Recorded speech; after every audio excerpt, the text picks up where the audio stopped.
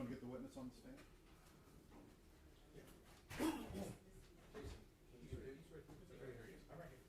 Sorry, I was just letting him know to expect to see Mr. Gilman.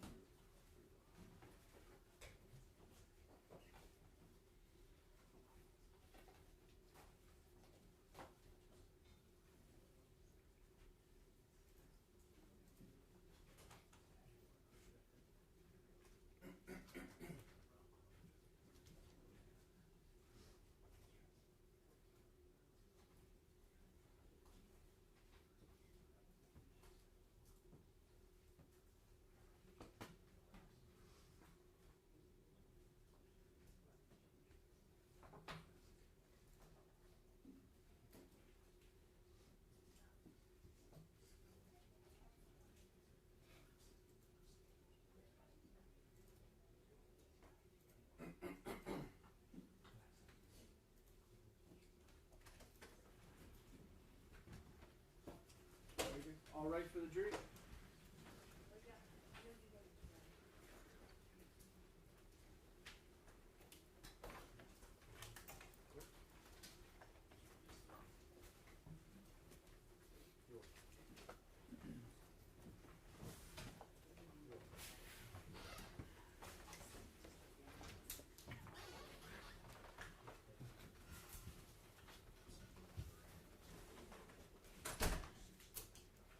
Maybe seated. Everybody has their correct notepad. Everybody has pens. Welcome back, members of the jury. Hope you had a pleasant weekend. The weather has changed and it's getting dark on us pretty quick. So it's always a good time of the year for me. I always enjoy it. All right, we intend to go through till about 5:15 at the latest today. If you need a break, please let me know. All right, where we last left off, we were in defense's cross. Matter of procedure. Yes.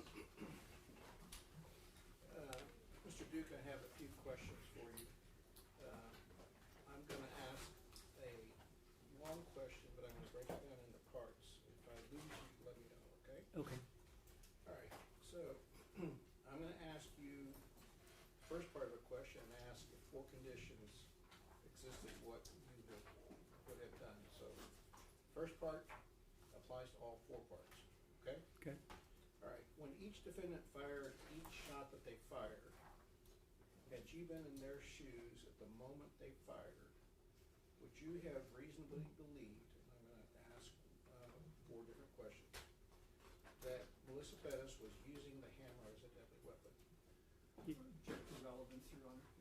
His belief has no relevance in the jury's decision. It's an objective standard. Your Honor, if we could respond first, as an expert witness with his experience and with all of his wealth of knowledge and training and everything else, it does become relevant because in this case, any expert's opinion that could help the jury to make a decision even if it goes to an ultimate issue, is relevant under 704, under 703, under 702. And so as an expert witness, we believe, and our clients would like for Detective Duke, to retired Detective Duke, to answer that question. All right, so I'll let the defense rephrase that question. All right. At the moment that Eleazar Alejandro and first fired, was Melissa Perez using the hammer as a deadly weapon? Yes. And when she charged the second time at both Alfred Flores and Nathaniel Villalobos at 2:11 through 2:15, was she using the hammer as a deadly weapon? Yes. And when she charged both times, first time she charged was around 2:02:05, and the second time she charged, which was at 2:02:11 or so, was she threatening to use the hammer as a serious, to cause serious bodily injury or death? Yes. And was the nature of the threat imminent to one or more of the defendants? Yes. And in your reasonable belief, was the firing of the pistol immediately necessary? I haven't finished my question. I haven't finished my question. All right. May I finish my question? Hold on a second, hold on a second. Let me hear the question, and then I'll let the state object. At the time that each defendant fired, at the time of firing their pistol, was that immediately necessary to stop Melissa Perez's use of deadly force? Is there an objection to that?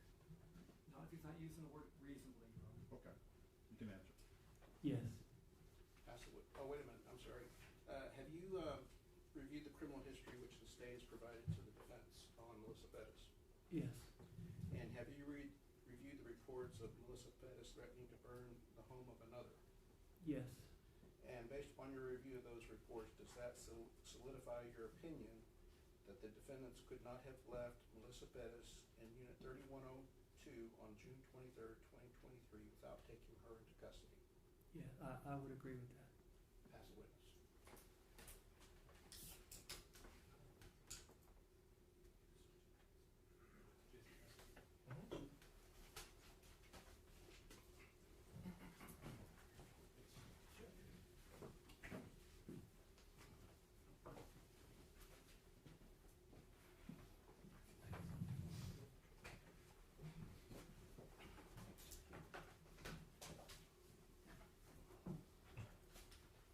Good afternoon, Mr. Duke. Hi.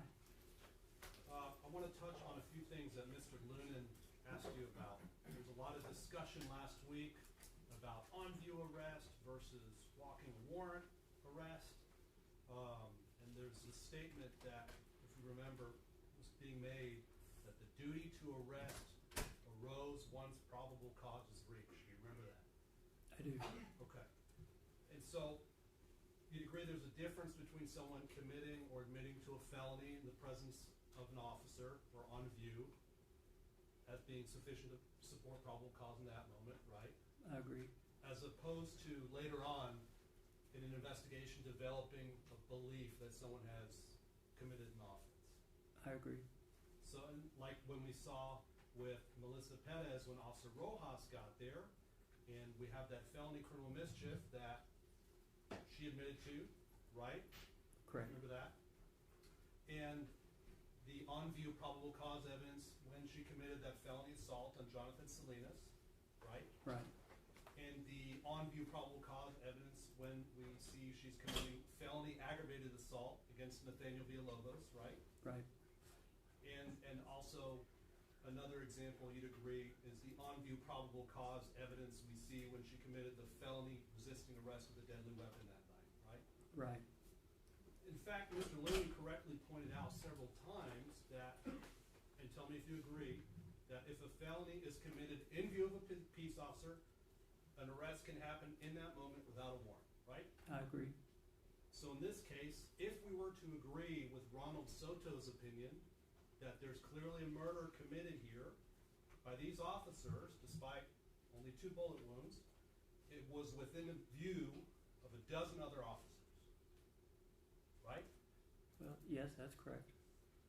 All these officers who saw it firsthand, did you see any evidence that they even contemplated a murder had taken place? No.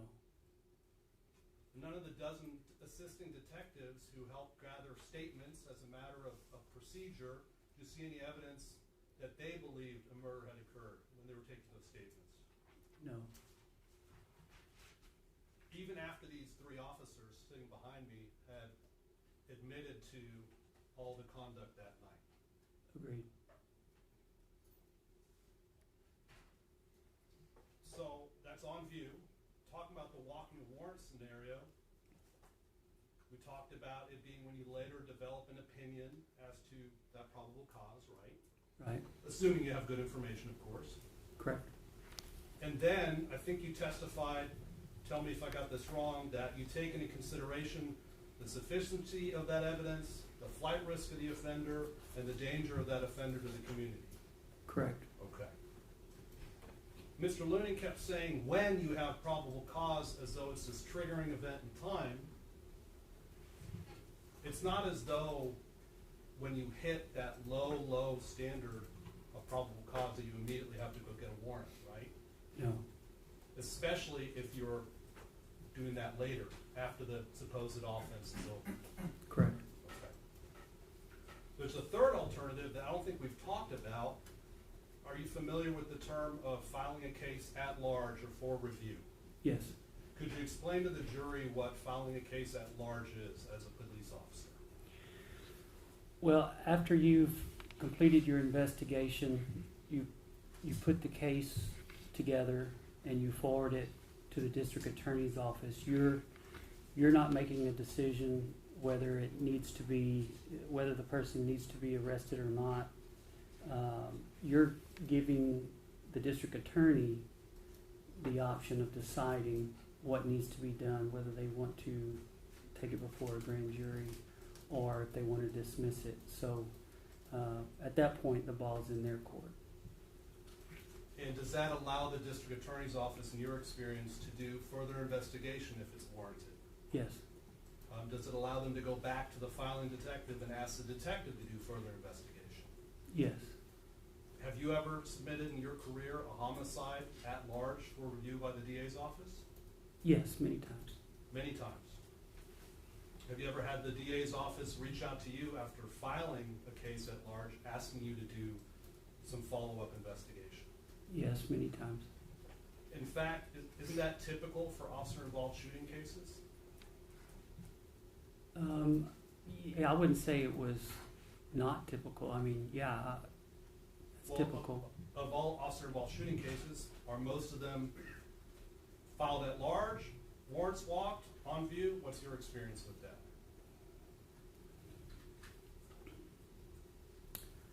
Well, I've never filed a case on an officer, or every instance that I've had an officer involved shooting, it was very clear that there was no wrongdoing. And so those cases would still get submitted to the district attorney's office for review, even if that's your belief as a detective, right? Correct.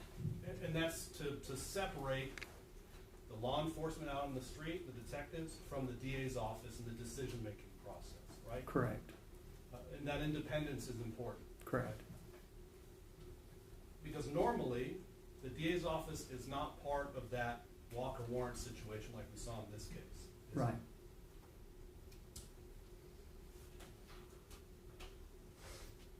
In cases where someone may have died, would you agree with me that it's all that much more important to be patient and deliberate in gathering and evaluating the evidence in your investigation? You've got to be thorough. You can't rush to judgment. You've got to make sure. I mean, everybody involved deserves a thorough, complete investigation, Everyone, whether you're an officer or just a regular person on the street. regardless of who. Everyone is entitled to the same. And that's especially true when everybody at the scene of whatever it is that happened didn't believe in the moment that a crime had occurred, right? I agree with In that. fact, he can't testify to that, Your Honor, what everyone at the scene believed. Sustained.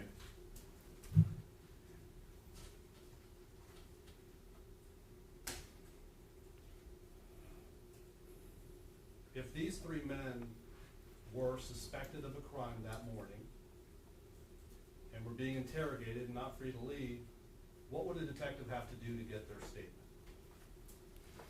Read Miranda's and read on the Miranda rights. Right.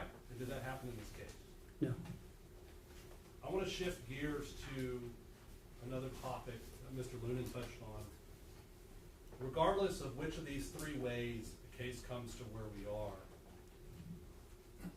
whether someone's arrested at the time, a warrant's locked, or a case is filed at large, would you agree with me that it's the district attorney's office that makes the decision on whether a case moves forward? I agree with that.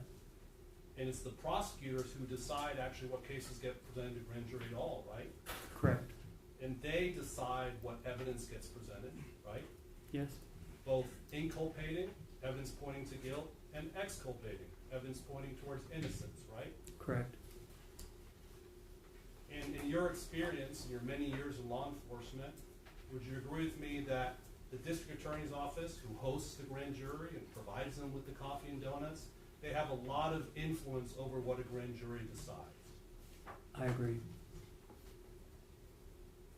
And the standard at grand jury, is that the same probable cause standard as we have in an arrest warrant, or is it a higher standard? It's the same.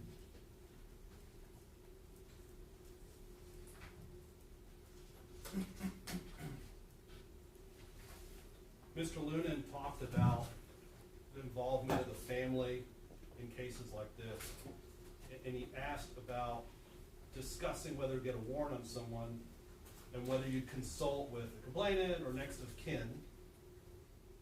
These cases, let me ask you, they're not the victim, Melissa Perez, versus the defendant, right? That's right. It's not Melissa Perez versus Alfred Flores. Correct. It's not Melissa Perez versus Eleazar Alejandro, right? Correct. And it's not Melissa Perez versus Nathaniel Villalobos, is it? Correct. It's the state of Texas versus these officers, right? Right. Because we can, and would you agree with me that as victims or next to kin, we can't be in charge of or have any say over our own cases, can we? No. We can't be objective, can we? No. The government is supposed to be impartial and objective. You'd agree with me, right? Yes. Their duty is to seek justice, right? Yes. Now, you've dealt with next of kin many times in your many years working homicides, right? Yes. Sometimes you have to break the news to the family that there's just not enough there, right? Sometimes, yes. And that's your job as law enforcement to make that decision to tell the family what's going to happen, right? That's right. It's a hard part of the job, but it's part of it. Even if they disagree with you. Correct.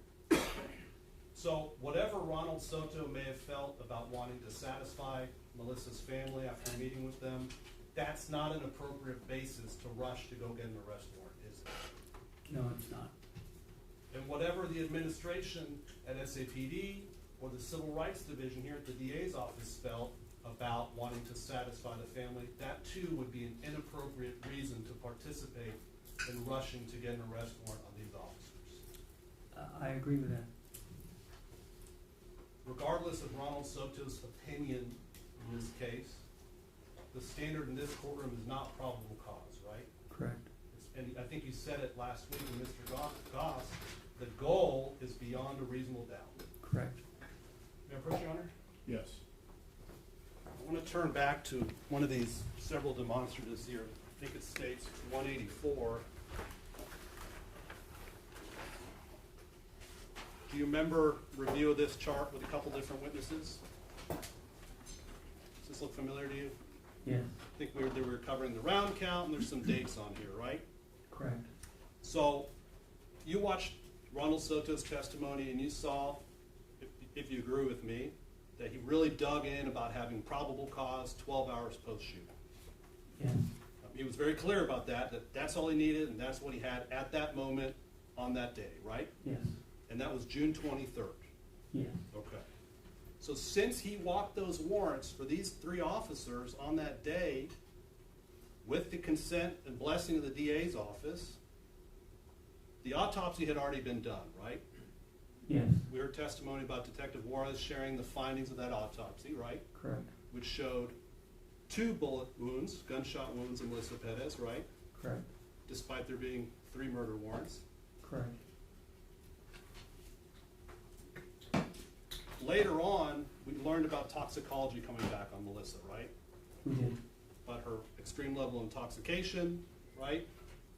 But that information didn't provide anything new in terms of the guilt or innocence of these 3 officers, right? That's correct. And we heard from Ms. Holly Warden about the firearms and tool mark testing, these shell casings and the projectiles. In September of 2023, she did that testing before grand jury in December of 2023.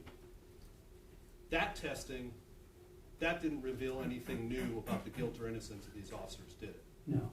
Because we knew who shot, right? Correct. They admitted as much, right? Right. It was documented on dozens of cameras, right? Right. And Ms. Warden actually testified that long after grand jury, in September of 2024, there was even more testing done.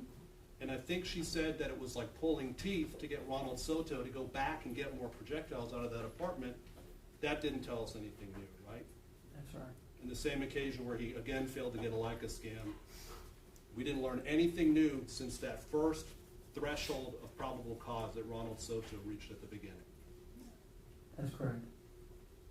So if Ronald Soto only had probable cause on June 23rd, 2023, which he said time and time again, and the DA's office was on board at the time, and there's no meaningful investigation that changes anything since that time, what standard are we at? We're still at probable cause. And that's without consideration of any exculpatory or justification evidence, right? Correct. Ronald Soto ignored the fact that Melissa Perez placed an entire apartment complex of sleeping families in jeopardy. You agree with that, right? I do. He ignored the fact, he ignored putting any meaningful effort into investigating, properly investigating that criminal mischief that put all those families in jeopardy, right?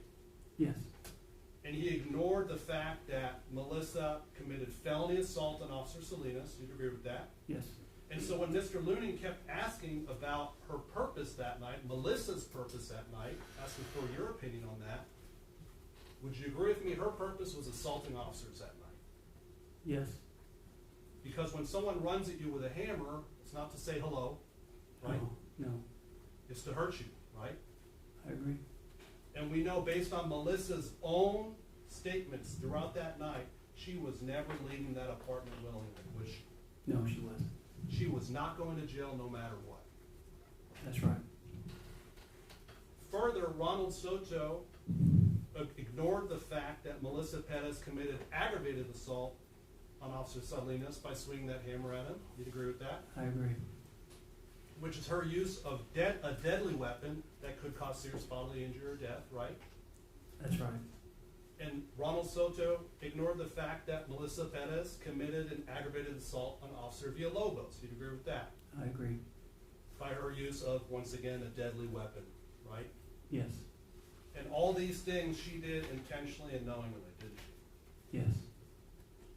And not to belabor the point here, but he also ignored the fact that there was a bedridden old man in that apartment who was defenseless against whatever it was that Melissa might do that night.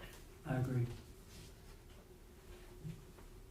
So after all of that, all we have is Ronald Soto's version of probable cause, right? I agree with that. Based on statements taken as a matter of standard procedure, because unfortunately, we see officer-involved shootings happen that aren't criminal at all. Right? Correct. Yes. Because sometimes officers have to do what they have to do, right? Yes. They have to assert that right to go home, right? Yes. To go see their wives, right? Yes. Go see their kids. Right? Correct. And continue serving their community. Correct. So Ronald Soto's probable cause is the same evidence in 2023 as what we have now, right? I agree with that. Yes. And I'm sure you remember Detective Soto's testimony about the foundation of his belief that day and why he walked those warrants. It was because Melissa Perez was back in the hallway, right? Yes. That's And right. so we learned that for the first time in 845 days, we saw it in real time. Detective Soto learned that she wasn't just 1 or 2 or 3 or 5, 4 or 5. She was 6 steps closer, within just feet of Alfred Flores that night, right? I agree with that. And that was the foundation of his getting those arrest warrants. That's right.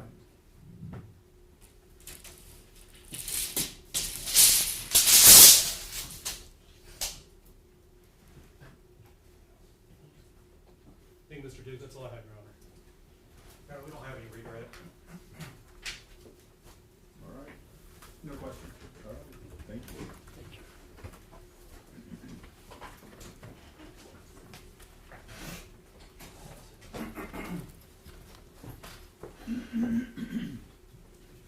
All right, defense? The defense calls retired Detective Lisa Miller, please. Sergeant, sorry, Ms. Miller. Sorry.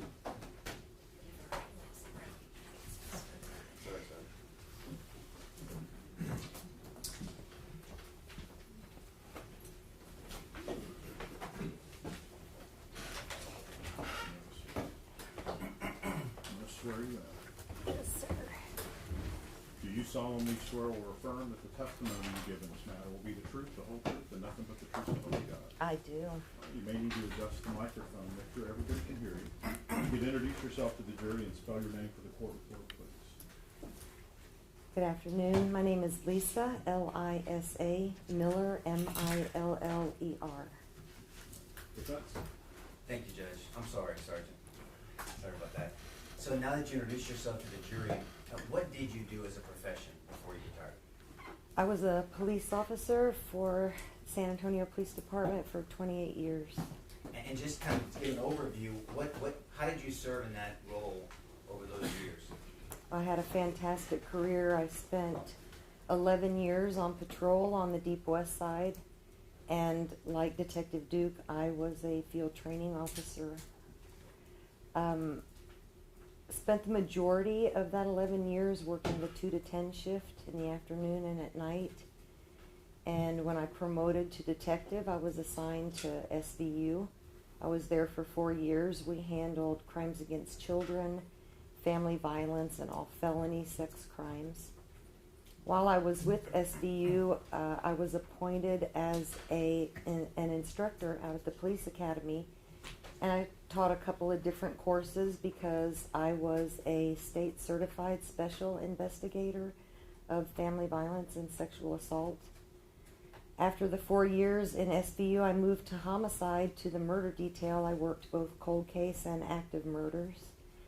And I continued working as an instructor for the academy. I created and taught a 40-hour course for all new detectives who were recently promoted to teach them how to do criminal investigations. The last year I was assigned to homicide, I was on loan to the U.S. Marshals as part of their Lone Star Fugitive Task Force. And then I was promoted to sergeant. I went back to patrol on the Deep West Side and spent a little over 5 years there before I retired. Yeah, that's a long career. And I want to break down, that's kind of the overview. I want to kind of break down some of those individually. So give us, we have to ask this question, you know that, Sergeant. Some of your training and background, academy, some of the things you did to become a patrolwoman. To become a patrol... Yeah, just to become a police officer. Oh, in the academy. We'll Yeah, the foundational education you get in the academy, it was 6 months long when I was there. I think it's now up to 7 or 8 months long. But you're taught traffic code, alcoholic beverage code, health and safety code, family code, penal code, the code of criminal procedures, the San Antonio Police Department's general manual. You're taught tactics. The physical aspect of the academy is unbelievable. If you guys ever get a chance to do the Civilian Police Academy, I don't even know if they're still doing that, but I would strongly suggest it if you want an eye-opening experience to what it's like to be in the police academy. And so then, at some point, you had your field training officer, you were on probation, and you went on patrol for those 11 years, correct? Yes. Okay. And then you think you stated to the jury that you promoted to detective? I did. And you used an acronym, SVU. I know what that means. Will you tell the jury what that means? It's a special victims unit. And what did you investigate when you were a detective for the Special Victims Unit? I started out working because that unit is divided into two separate parts. It's divided into the sex crimes part and the family violence part. I worked in both of those sections, and both of those sections deal with family violence, crimes against children, and all felony sex crimes. On average, I know you don't have the stats in front of you, how many cases do you think you handled a month? Oh, that unit is understaffed and overworked. It was common, probably, for every felony investigator to be assigned at least 20 cases a month. Now, did you tell the jury that as serving in your time as a detective for the SVU unit, that you ended up teaching at the academy as well? I did. I taught 2 courses while I was in SVU. One was intermediate child abuse for patrolmen who were trying to upgrade their certifications, because there's 4 levels of certification as a peace officer. You start out basic, and then there's intermediate, and then there's advanced, and then there's master peace officer, and that's the certification I held when I retired. Intermediate child abuse is a mandatory course that they have to take so they can get upgraded in their certification. And then I taught senior leadership and newly promoted sergeants the special victims sexual assault and family violence course to bring them up to date on the current laws. Now, you ended up writing the curriculum for some of these courses, correct? I wrote the curriculum for all of those courses, Okay. yes. Sorry about that. Now, at some point you were transferred from SVU to homicide. Correct. And then how long were you in homicide? I know you mentioned it, but I want to break that down. How long were you in homicide? 7 years, but 6 years on the murder detail, and then 1 year with the U.S. Marshals Service. So is it fair to say that that 8th year or that last year with U.S. Marshals, you weren't doing as many homicide investigations at that time? That's correct. But tell me tell the jury, not me, tell the jury kind of your duties as a homicide investigator. So when you're on the murder detail, you're not just investigating murders. You're also investigating suspicious deaths, accidental deaths, except for vehicle crimes. If it's a DWI assault or DWI manslaughter, we have a special traffic unit that does the traffic investigations.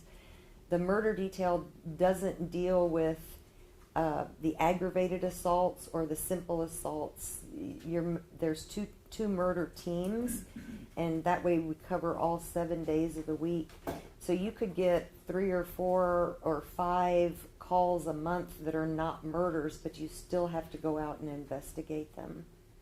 Now, I believe that at that point, did you end up again serving SAPD by teaching or writing curriculum for homicide detectives? Not just homicide detectives, but for all newly promoted detectives. So what was that curriculum? What did it look like specifically for the homicide? Well, let's do one thing at a time. Let's do the new detectives first. Okay. So what is a criminal investigation, just in general? Because whether you are an investigator for SVU, or if there's an investigator for property crimes or for homicides, there needs to be a framework of what a criminal investigation is. Can you please explain that to the jury? So a criminal investigation is a legal search for people, witnesses, or things, evidence that can be used to help you recreate an incident that may be criminal and the mental state that accompanies that criminal activity. It is a patient and thorough and thoughtful exercise working backward in time from the known to the unknown, and the goal of it is to find the truth. The thing that's frustrating about that is because finding that truth depends on what your witnesses are willing to tell you and what the evidence can show you. So I guess, I'm assuming, well I know, but for their sake, most homicide investigations, it's hard to find witnesses. Is that a fair statement? You would be surprised, but people lie to the police from time to time. So it makes investigating homicides very difficult. And at some point, we're gonna bring your attention to this investigation by Detective Soto, because that's not what we had here. We had a lot of witnesses and people willing to talk. Is that a fair statement overall? Yes. Okay.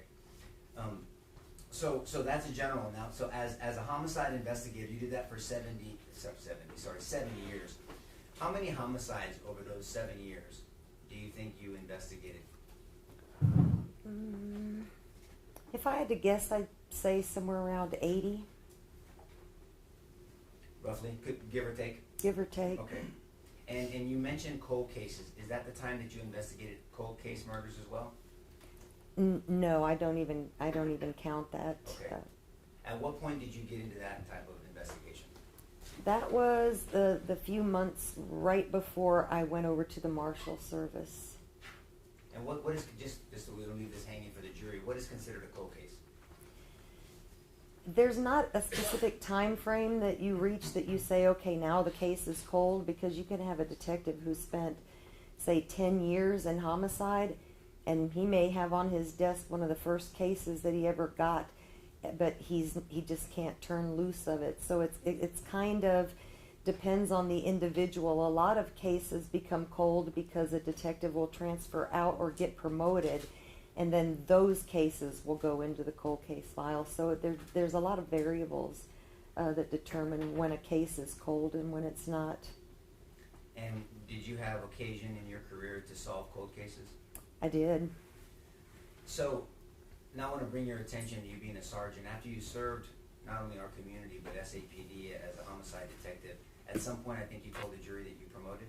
I did. What entails promotion? Do you get chosen? Is it just a merit system, or did you have to take an exam?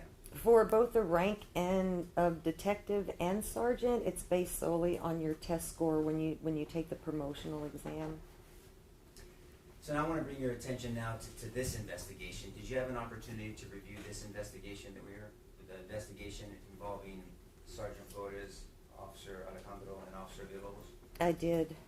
How many, roughly, I know you're not doing billable hours, and we'll talk about your compensation or not, but how many hours roughly do you think you have spent reviewing this case?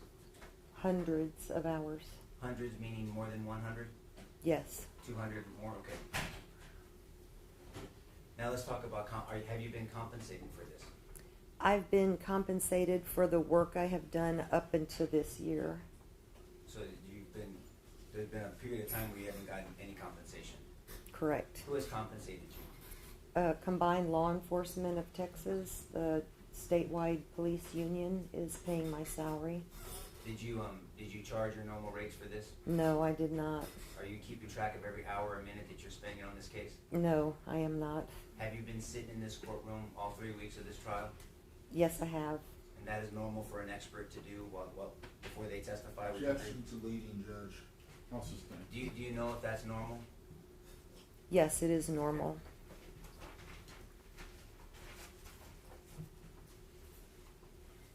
I guess in general, do you have an opinion on how this investigation was handled? Yes, I do. May I ask you what that opinion is? Looking at the totality of the circumstances of this case and the paperwork that was generated by Detective Soto, I believe this investigation was corrupted by the insertion of a bias, making a decision too early in the investigation without examining all of the evidence before a conclusion was reached. So let's talk about, you mentioned the word bias and you corrupt, and you're not talking about someone was paid off corrupt, you just mean affected. Is that a fair statement? Objection to leading again, Judge. I'm just trying to clear it up. I'm really trying to clear up the situation, Judge. Overruled. Okay, thank you, Judge. I mean, so you don't mean corrupt as in someone's getting paid off? No. Okay. But I want to talk about why you think it was corrupted. You mentioned bias. Are there pitfalls to an investigation? Yes, there are actually 3 major pitfalls that a good investigator needs to be aware of and try to avoid. The first of those is your emotions. Especially in homicide investigations, it's disturbing to go to a crime scene. It can upset you to go to a crime scene. Some of them are gruesome. Some of them are heartbreaking. You have to leave your emotion at the door when you get back to the office to start working on your investigation. That's the first one. The second one that takes a lot of self-reflection, and you have to be honest with yourself, is you have to avoid any personal or professional biases that you may have. And they can be things that you're not even aware of, and I'll give you this as an example. I was investigating a murder case, and my suspect was in jail on an unrelated charge, and I said to the office, hey guys, I'm going to run over to the jail and try to talk to this guy. And everybody started laughing, and they said, that's a hardcore gangbanger. Why are you going to waste your time going over there and talking to him? He's not going to tell you anything. Well, that's a professional bias. If you've already decided who this guy is, none of you know him, but you've already made a decision about him, that's a professional bias, and you have to be aware of those. The third thing, and this is what Sherlock Holmes describes as the bane of investigations, is to, instead of forming a theory or a hypothesis about what possibly happened and working until you're left with what probably happened, you jump to a conclusion before you have gathered and analyzed all of your evidence. That is probably the worst mistake an investigator can make, and I believe it's the one that Detective Soto made in this case. So what's the overall objective? I mean, if you could boil it down, what's the objective of a detective when they're investigating a murder scene? A murder allegation or some type of murder allegation or scene where they think it's a murder scene, you're trying to get to the bottom of that. What's your overall objective? It's to find the truth. So directly, you were in court when Detective Soto testified? I was. I want to ask you about something. He testified before this jury that when he walked onto the scene, he said I have concerns. Did you hear him say that? I did. Do you have an opinion of him saying that, and should he have said it, or what that would mean, and how would that affect maybe his investigation moving forward? I think Detective Soto has a remarkable ability to jump to conclusions. He forms opinions of things too early in his investigation. Seeing a pile of shell casings should not be a concern to a detective who's just arrived upon the scene, because I can come up with several scenarios as to why that pile of shell casings would make perfect sense. So, do you have an opinion on whether you think that maybe tainted the way he looked at the evidence moving forward? I don't want to say he had a preconceived idea of what happened at this call, but I can tell you that his ideas were premature as he arrived at the scene to start investigating. Okay, so you're very intimate with this incident. How many, the jury knows this, but how many officers were there? In total, Yes, ma'am. 15. What are they potential? Those officers are potential what for a jury like this? They're all witnesses, some of them actors. Do you recall, have you kept track of how many of those witnesses the government has brought for this jury to listen to? I only recall 2. Or Officer Rojas? Yes. Officer Ramos? No. Not Officer Ramos, I'm sorry. Maybe I wanted to hear from him. Officer Chernak, Yes. and then Salinas. Oh, yes. Those 3, okay. Yeah, 3. What witnesses would you, if you were the detective in analyzing this investigation, would you have wanted to speak to in trying to investigate the truth of this incident? I think the first witness I would have tried to contact was the 911 caller who called the police that night and gave the description of Miss Perez. She was an eyewitness to some of the behaviors that were happening, and I was a little disappointed to see that she was never contacted in the investigation. How about the officers in front of the incident? Now, obviously, we've seen the body cam, but the officers in front of it, would it have been important for a detective to talk to them and find out what they were thinking at the same time as the 3 officers behind me? Yeah, so reviewing the videos, I identified a total of 7 officers, and there may be more, but I identified 7 officers who at one time or another drew their weapons and pointed them at Ms. Perez. 3 of those officers fired. The other 4 did not, and I was very curious as to why they did not. So I contacted 3 of them and had conversations with them about that. Detective Soto did not bring those other officers. I don't even know if he realizes how many officers drew their weapons during the course of that whole scene. Are you aware that when an expert testifies, they can rely on hearsay? I am. Okay, so I want to talk to you about these conversations you had with these officers. Who did you contact first? Maria Salinas. Will you please describe to this jury your conversation with Ms. Salinas? There were 2 times during the incidents where Officer Salinas drew her weapon. One was when Officer Villalobos was alone on the patio. She drew her weapon, and she drew her weapon again during the actual shooting, although she didn't fire either time.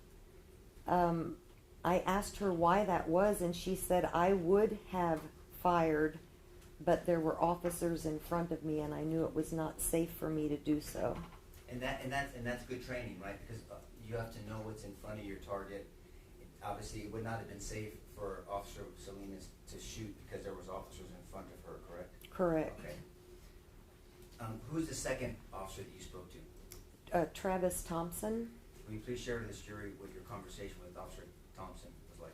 We went over his general thoughts about the entire circumstances that led up to the shooting. He said he did draw his gun, and the reason he did not fire is because he lost sight of Miss Perez as she moved to the back of the apartment. And who's the third officer that you spoke with? That was Officer Ramos. Will you please share your conversation with Officer Ramos?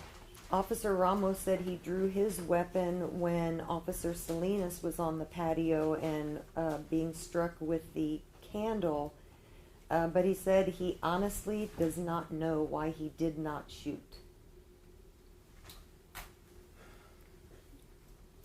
Is it important for a detective in an investigation like this to consider Chapter 9 of the Penal Code? Absolutely. In general, can you describe, they've heard some of it, but what Chapter 9 references? Chapter 9 provides the justification for what would otherwise be illegal activity. It tells you when you are legally allowed to protect yourself, when you're legally allowed to protect a third party, and when you're legally allowed to protect your property, both by using physical force and by using deadly force. Is it important for a detective to consider those justifications when you're making a determination of whether to charge someone with murder? Yes, it's not just murder cases where you have to take justifications into consideration. Anytime you're investigating any crime, there's all kinds of caveats written into the law. We can call them an affirmative defense or a defense to prosecution or an exclusion to prosecution or a justification for the activity. At the end of your investigation, you need to research the laws to make sure there's not some legal reason that we would not prosecute someone over that behavior that would otherwise be criminal. Post Judge? Yes. Is that blue gun there?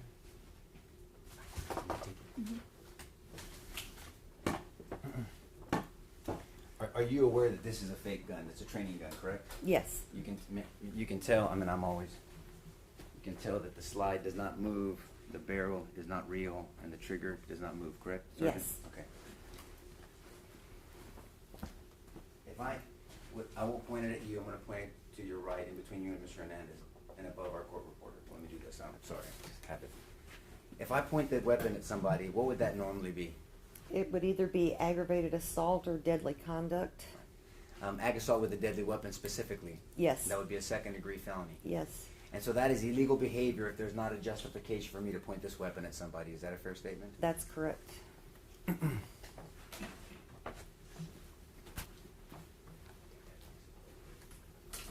if I feel threatened by that hammer, and then I point this weapon at you, it's no longer, what is it? Is it still an ag assault with a deadly weapon? No, Why? because Chapter 9 says that you have the right to protect yourself from unlawful deadly force. Now, if that was a knife that you had, or you were coming at me with a car, would it be the same scenario? Same thing, If you had a firearm, would it be the same scenario? same thing. So as you stated, better than I did, Chapter 9 are justifications for other activity that would normally be illegal, but then it's justified, not an excuse, it's justified because of the specific circumstances. Correct. And does Chapter 9, how does Chapter 9 guide us and instruct us on whose eyes we should be looking through? Chapter 9 specifically tells you that it is the eyes of the beholder, the person who is involved in the use of force. Not what some bystander believes, but what the person who's actually using the force believes. May I approach again, Judge? Yes. So in our scenario, I won't give you the hammer again. If I'm going to stand here near the jury. So what Chapter 9 says is for us to hand the glasses of the actor to the jury or to the evaluator, for them to look at the situation through my eyes holding the weapon. Correct. Is that a fair statement? Yes. And should those same glasses, Chapter 9, we'll call them Chapter 9 glasses, should those Chapter 9 glasses be handed to Officer Villalobos, Officer Alejandro, and Sergeant Flores Yes. under this circumstance, Yes. this analysis? Before we move forward, I want to go back to Maria Salinas, because there was some back and forth that you heard about what she said in her statement, whether she could testify, and what she saw on the first swing. You remember that? Yes. Judge, may I put you in there? So before the three officers behind us discharged their weapon at the same time, did you see Officer Villalobos try to reach into the apartment? Yes. What was he trying to do? To unlock the patio door. Do you have an opinion on whether that was part of a bigger plan to apprehend Ms. Perez? I don't know if it was part of the plan at the time, but I know he was trying to create a way to get into the apartment. And you recall that ordeal where Melissa Perez came at him with the hammer and he had to move back. Yes. Did officers draw their weapon during that engagement or that exchange? Yes. Do you remember which officers drew their weapons? I only remember Maria drawing hers. I think there were a couple of tasers, but I don't remember who had them. May I return the hammer, Judge? Yes. When you talked to Maria Salinas, did she talk to you about how close, because we saw the video and there was some back and forth on whether she was saying, hey dude, she was that close to you, and then you remember the government making a big deal about, well, we can't see it from the body cam. Right. Objection is the hearsay, Judge. I was talking about what they said, Judge. It was in court. All right, let me hear the question. Did Maria Salinas tell you during that engage how close that first movement towards Officer Villalobos was before the shooting? She didn't. Objection, hearsay. She's an expert, Judge. She's been testifying in Maria Salinas' conversation with her for minutes now. Now he's objecting? Overruled. Continue, sir.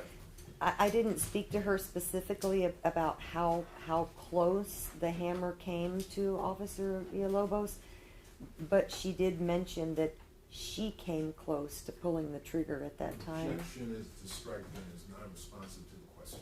I'll sustain. Okay, so Sergeant, did you have a conversation on whether she got close to discharging her weapon during the first attack from Ms. Perez? Yes. Objection, relevance. It's relevant, Judge. It goes to their behavior that night and what threat they were facing, and this is the first threat. It's, again, how close Maria Salinas came is not relevant. Overruled. Continue, sir. I'm sorry, what was the question? But did she talk to you about how close she came to discharging her weapon from that first engagement from Ms. Perez? Yes, that was her comment to me, is I came close to pulling the trigger when she first attacked V. And V is who? Officer Villalobos. Got it. So, I want to direct your attention now to the timeline of this investigation. You saw how fast it was how fast the determination was made to walk warrants. You seen that during this trial? Yes. And that I mean, we're gonna debate whether it was, the decision was made in 8 hours and then they walked the warrant in 14, but let's just give 16 hours. Is that normal to walk a warrant in 16 hours in an officer-involved shooting like this? No. Can you, from your experience, can you tell us what the normal timeline of an investigation on an officer-involved shooting would be and take, and how it would go through the process? Yeah, I can't give that to you in hours, but I can give that to you in a description of what needs to happen in an investigation. Remember, I told you that it was patient and thorough and thoughtful. And what you're doing in that time is you're gathering all of your evidence, your witness statements and your physical evidence, and you're evaluating it.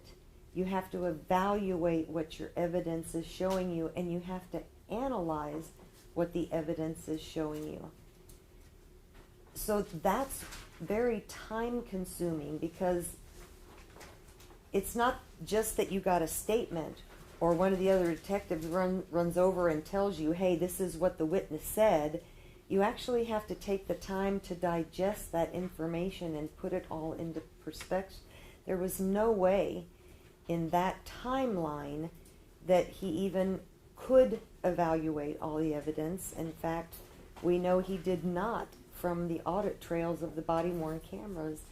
I totaled up, just in raw numbers, there was over 18 hours just of video from the officers' body cameras. Well, that's what I was going to go with you next, and so we won't belabor the issue. I think the jury has had their fill of audit trails, but it's important, right? It is Yes. critical, because it gives us evidence of what was done or not done. Is that a fair statement? Yes. Okay, so you mentioned 18 hours of data, of information or video.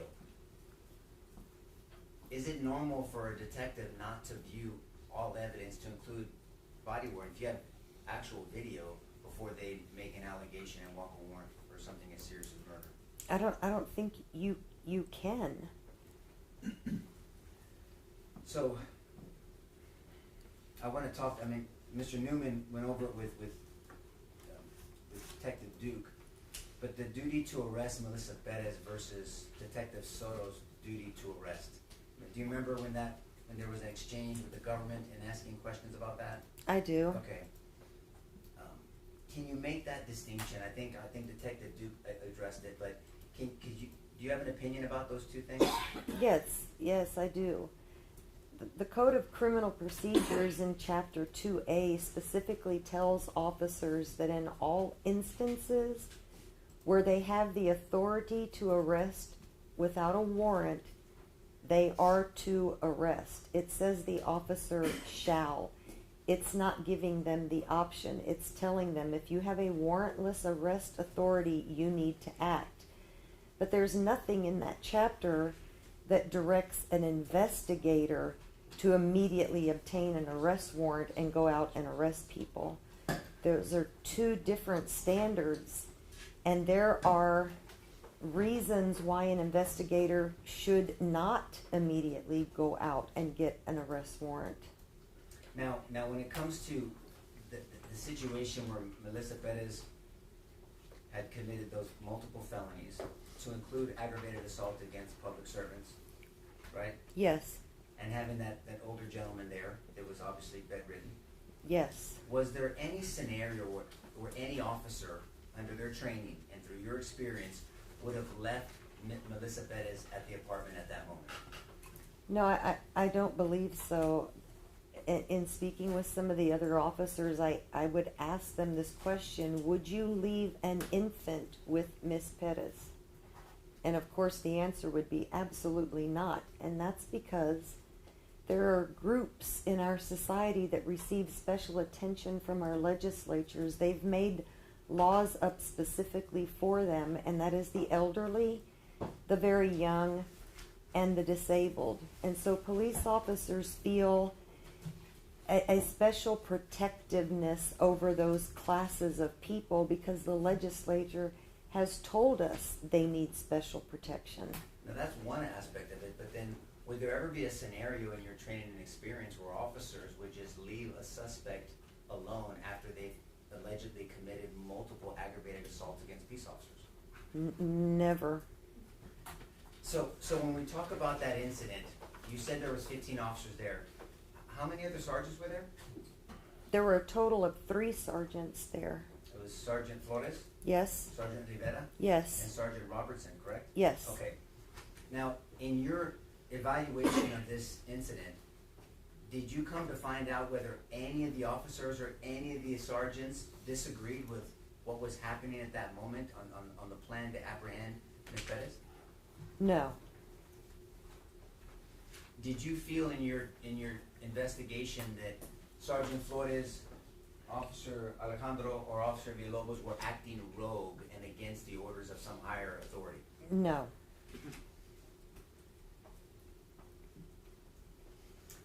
You mentioned something earlier, so I want to make sure we clear it up because I caught my attention. You talked about premature conclusions. We heard this, but what number of officer-involved shooting investigations was this for Detective Soto? This was his first one. We heard about the rotation. In your experience, should he have investigated this being his first officer-involved shooting? No, not just because he didn't have the experience, but he also did not have the training to conduct an officer-involved. He didn't have any training in specifically in homicide investigations. So it would have been wise for his supervisors to assign this case particularly to a seasoned detective and have Detective Soto shadow that detective who was actually conducting the investigation. In the course of your reviewing this incident and this investigation, did you come to find out of a meeting with Captain Van Geffen? Yes, Captain Van Geffen wrote a report about that meeting. Did you review that report? It was only a couple of lines, yes. Did you come to find out whether Captain Van Geffen met with certain people about this incident? Yes. Who did Captain Van Geffen meet with? His report stated that he met with Mr. Harris. Do you know when that happened? The day of the shooting, later in the afternoon. So the day of the shooting later in the afternoon, within that 16 hours, right? Yes, sir. Captain Van Geffen met with Mr. Darrell Harris sitting at the government's table here. That's what his report reflected, yes. Did the report reflect what they talked about? The report said they discussed the case and the decision was made to arrest. Okay, I want to talk about that. So what you're telling this jury, based off Captain Van Geffen's report, that Captain Van Geffen met with this gentleman to my left, Darrell Harris, and the discussion in that meeting was made to make the arrest. That's what the report reflected. So is it fair to say that Mr. Harris was involved in that decision to make this arrest? I can't reach that conclusion, but it conflicts with Detective Soto saying he made the decision to arrest. So we heard Detective Soto tell this jury that he made the decision to make this arrest, correct? Yes. And so there's once again some inconsistencies. Yes. Can you make any conclusions from that, or do you have an opinion about that? I still don't know who made the final decision to arrest these officers. Did we hear from Captain Van Geffen during this trial from the government's case in chief? No, sir. Do you know why? No, sir.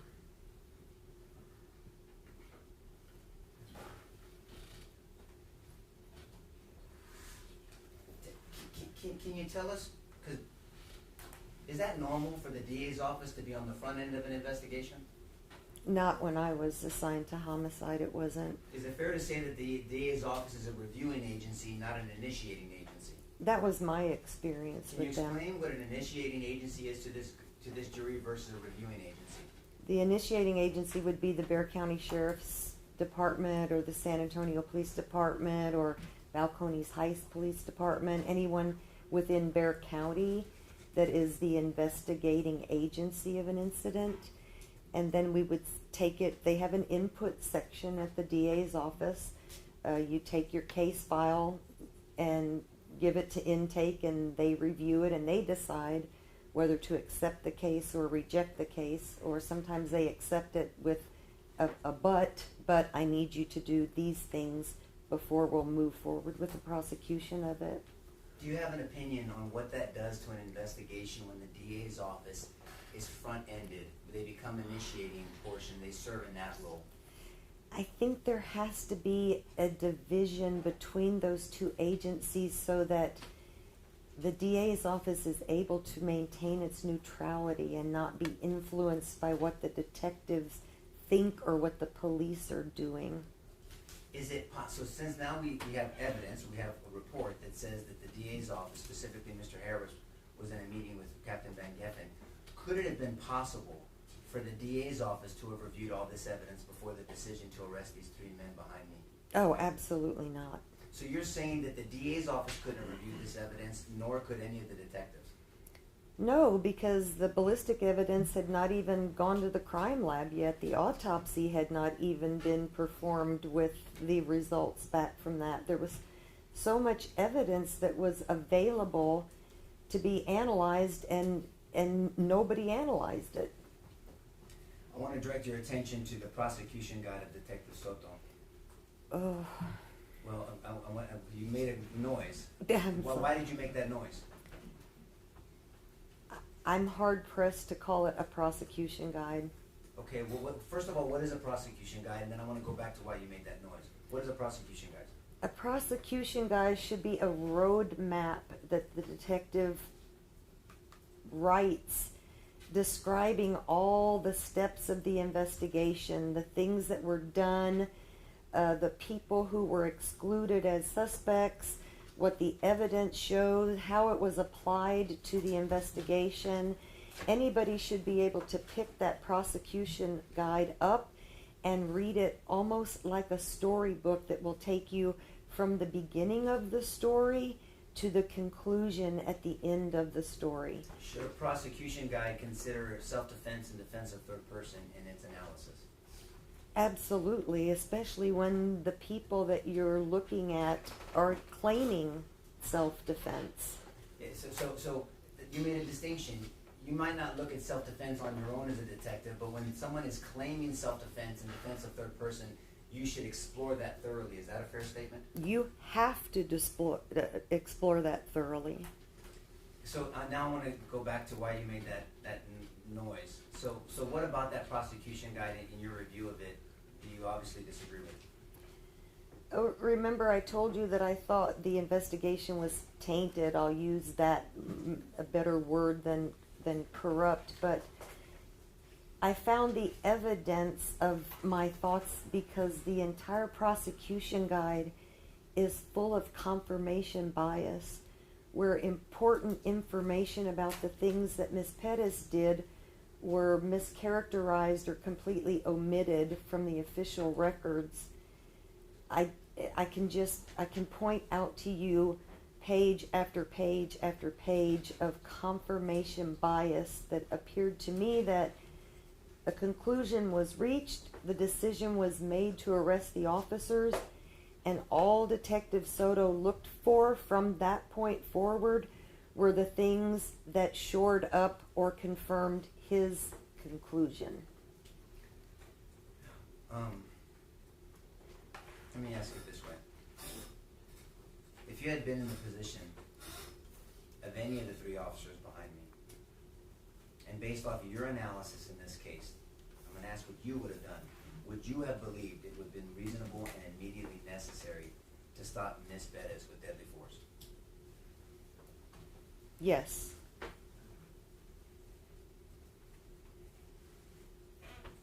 Pass it, witness. I'm wondering if we might. We might take a break. All right. Members of the jury, let's take a short break. We'll let you know when we're ready. All right, the jury.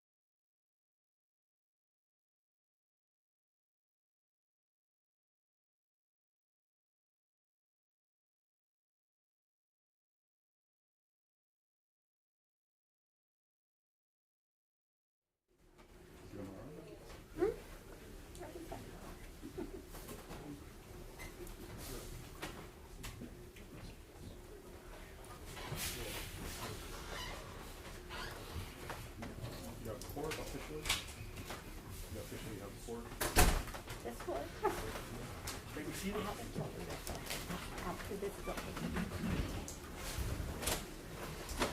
All right, members of the jury, welcome back. Defense? Now, I believe they passed. Abstain. Yes, sir. Sorry about that. And, Sergeant Miller, good afternoon to you. Thank you, and to you too. And I recall we probably met, our paths crossed back when you were the special instructor, senior instructor in sex crimes and domestic violence. That is correct. And you, sir, were a baby prosecutor at that time. It's been a long time since. Thank you, ma'am. So.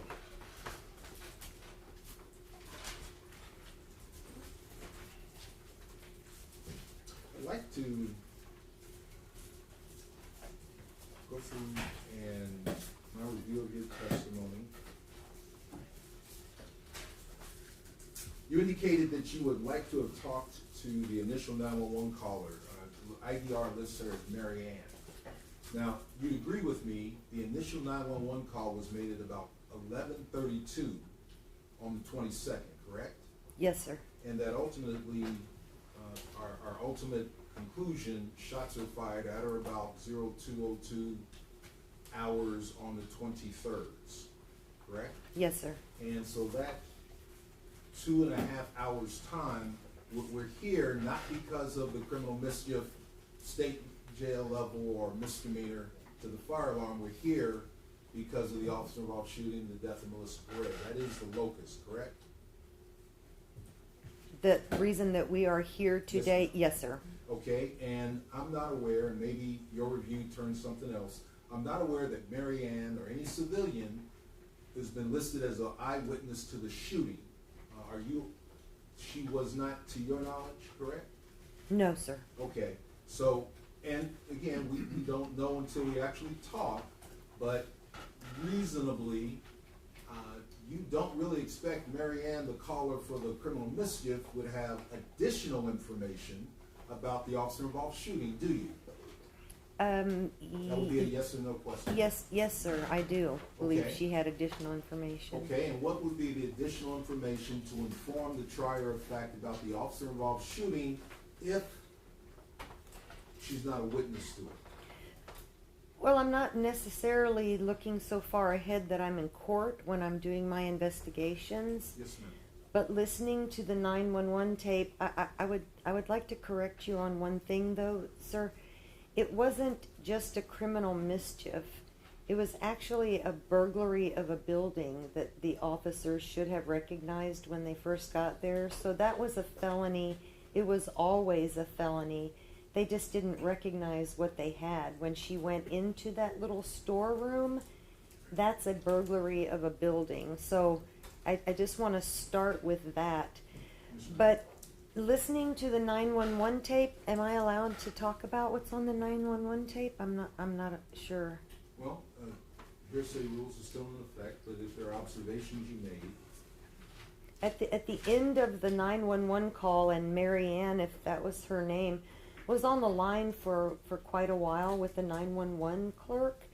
And at the very end of the call, the 911 clerk says, we'll call back if anything changes, if she becomes violent. And the witness says, yes, she has a tool in her hand and she's being violent. So I think that was something that needed to be explored. What was Ms. Pettis's continence at the time that the 911 caller called? Maybe not important to your case here today, but definitely important to me as an investigator. All right, ma'am.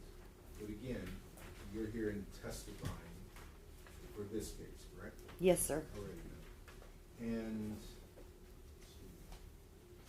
you then spoke that there were approximately 15 officer witnesses, and they were all willing to talk to you, correct? I don't know if all 15 were willing to talk to me. No, sir. I said I contacted 3 of the 4 officers who also drew their guns but did not fire. All right, and may have misstated your notes. You wrote This case had a lot of willing witnesses. That was the statement you made on direct, correct? I think I made that statement, Judge, just for clarification. Yes, sir. He made the statement, and I did agree with it. Okay, so you adopted his statement. That's where I got from my notes. Yes, sir. So you spoke about talking to Officer Maria Salinas, who drew her weapon 2 times. You remember saying that to the jury? Yes, sir. Now, the first time she drew, that was when Officer Villalobos was in the patio himself, correct? Yes, sir.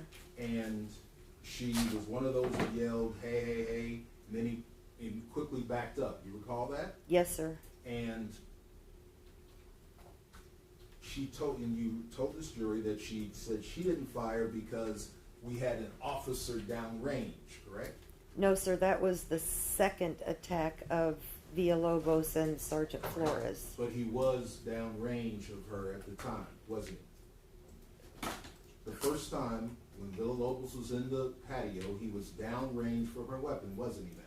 Oh, yes. Yes, he Okay. was. And she also observed him propping his left foot up against the door because it opened out such that Melissa Perez couldn't get out to him, correct? I didn't discuss that with her. She didn't discuss that, but you've seen the body cam, correct? Yes, sir. You've seen her body cam, which shows Villalobos, if I may stand, Judge? Yeah. Standing outside the door, he's got his left foot out. He initially draws his weapon, then he transitions to less lethal with his taser. You remember that sequence? On the first attack, The first time he jumped over, yes, ma'am. I don't recall him pulling his taser out on that occasion.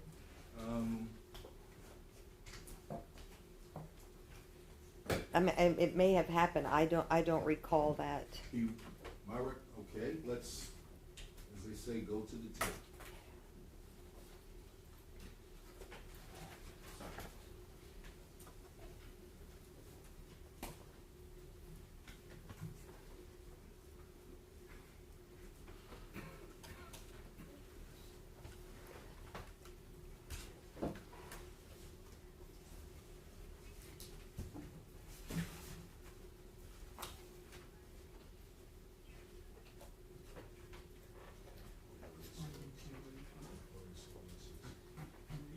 And for the record, Your Honor, I'm going to State's Exhibit 10, the body-worn camera footage of Officer Maria Salinas.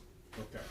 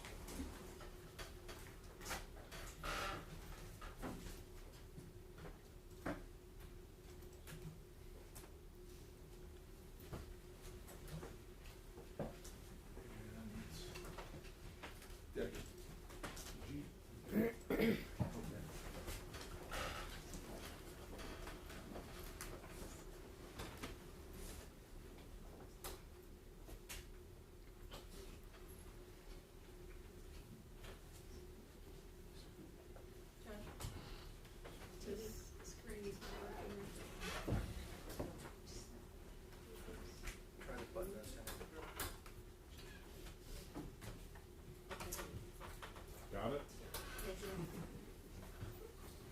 If you're asking me to go there, you're asking the wrong person.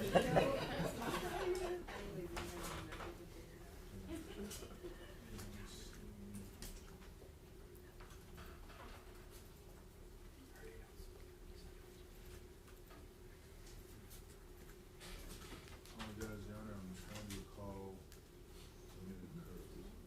151, thank you, sir.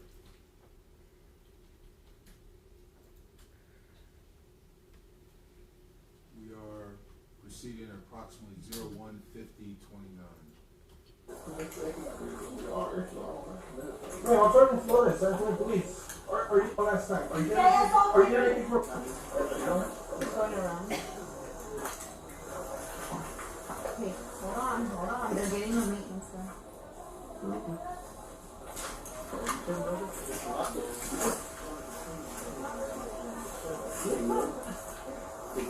Can you unlock it?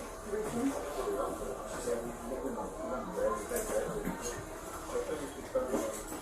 No, I don't. Shut up. Huh? You can't?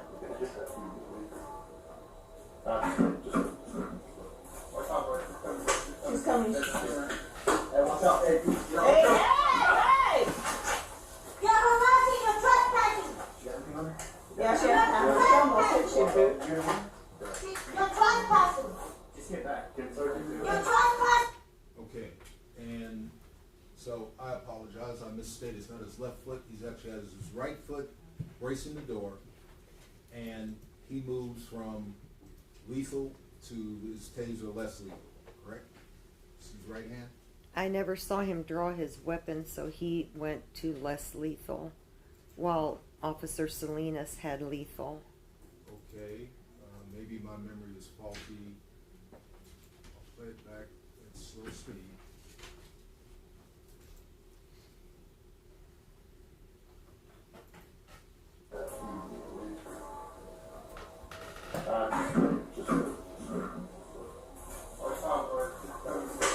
She's coming. Hey, watch out. Hey, Hey, hey!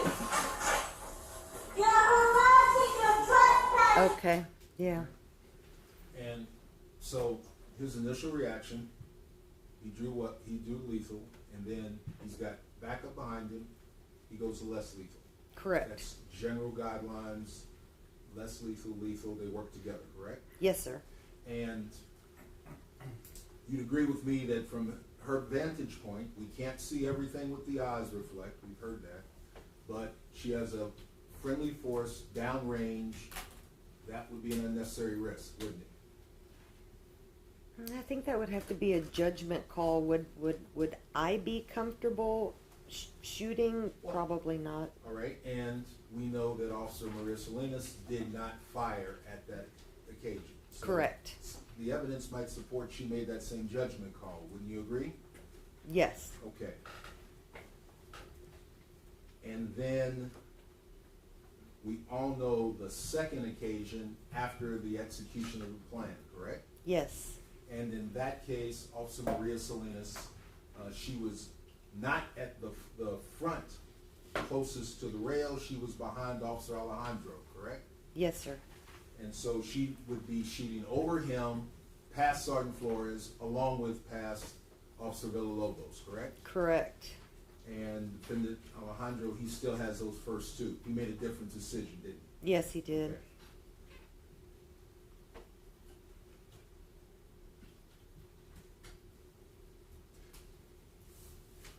You then said that you talked with Officer Thompson, who drew his weapon, but he lost sight.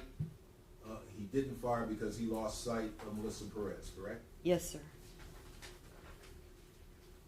Now, and then Officer Ramos, you said you spoke to him, and he admitted to drawing his weapon, but he also didn't fire. He couldn't tell you why. Correct. Now, do you remember how Officer Ramos was positioned? Wasn't Officer Salinas downrange from him when he stood outside the rail? Yes. Yes, sir. Okay. And I recall that even though Officer Jonathan Salinas first drew his service weapon, he downgraded it to less than lethal after he was hit by the glass. Do you recall that? Yes, sir. That would indicate that he didn't believe throwing the glass. It is a crime, assault on a public servant, but he didn't consider the glass being thrown as deadly force by his own actions. You'd agree with that, correct? Yes, sir. Okay.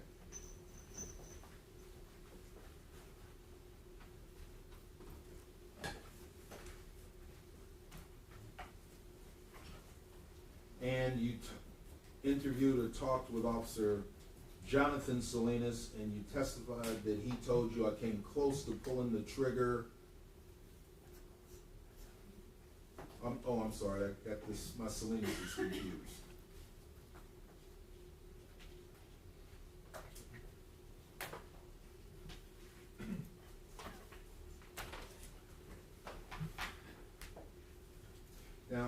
further testified to a jury that the Code of Criminal Procedure, Chapter 2, compels officers to say that they shall arrest. You recall saying that to this jury? If they have a warrantless arrest authority, yes, sir. Yes, ma'am. But in all practicality, while that's the black letter law statute, officers always have discretion in how they go about executing those arrests, don't they? You mean whether to or No, not ma'am. to My arrest? question was how they go about executing the arrest. That discretion always belongs to the officers on the ground, doesn't it? I can't say I totally agree with that, because I may have a plan of how I want to facilitate an arrest, Yes, ma'am. but if my suspect is not cooperating, then my plan's not going to work. Yes, ma'am. But again, your adaptation to what the suspect does, that's still within officer discretion, isn't it? Yes, sir. It has to be that way because the bureaucrats that write the laws aren't out on the ground, are they? No, they're not. In fact, it always rests with the officers on the ground, doesn't I can't say I agree with that totally, because it... Well, what situation would you want to have bureaucrats or anyone else that impel an order, but the officers on the ground don't have the final authority? When should they just drive on regardless of what they see in front of them?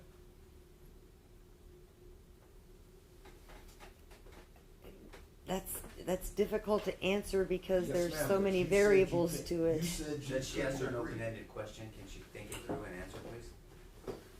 In addition, the question was vague. It's just open-ended, so let her contemplate and answer, please. Actually, it wasn't. My question was, you agree with me that the officers on the ground have to have the final say in how they execute an arrest. She said she couldn't agree. That wasn't the question he asked. Okay, let's get the next question.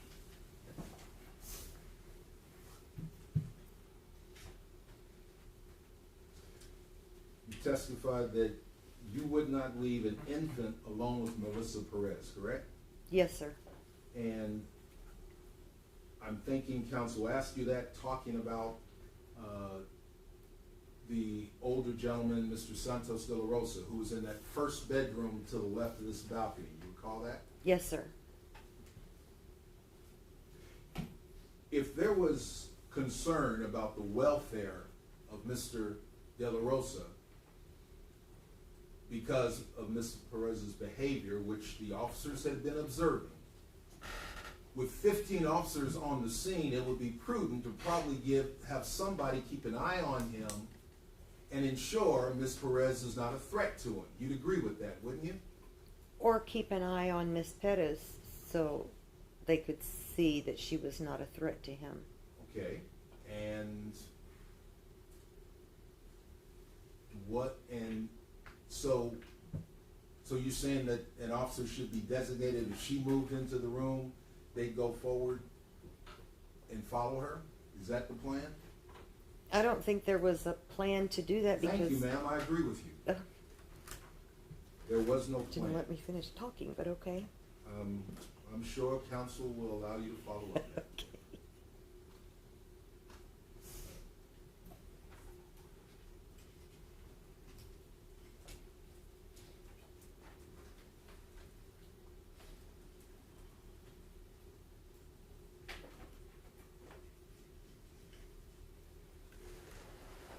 You testified that you should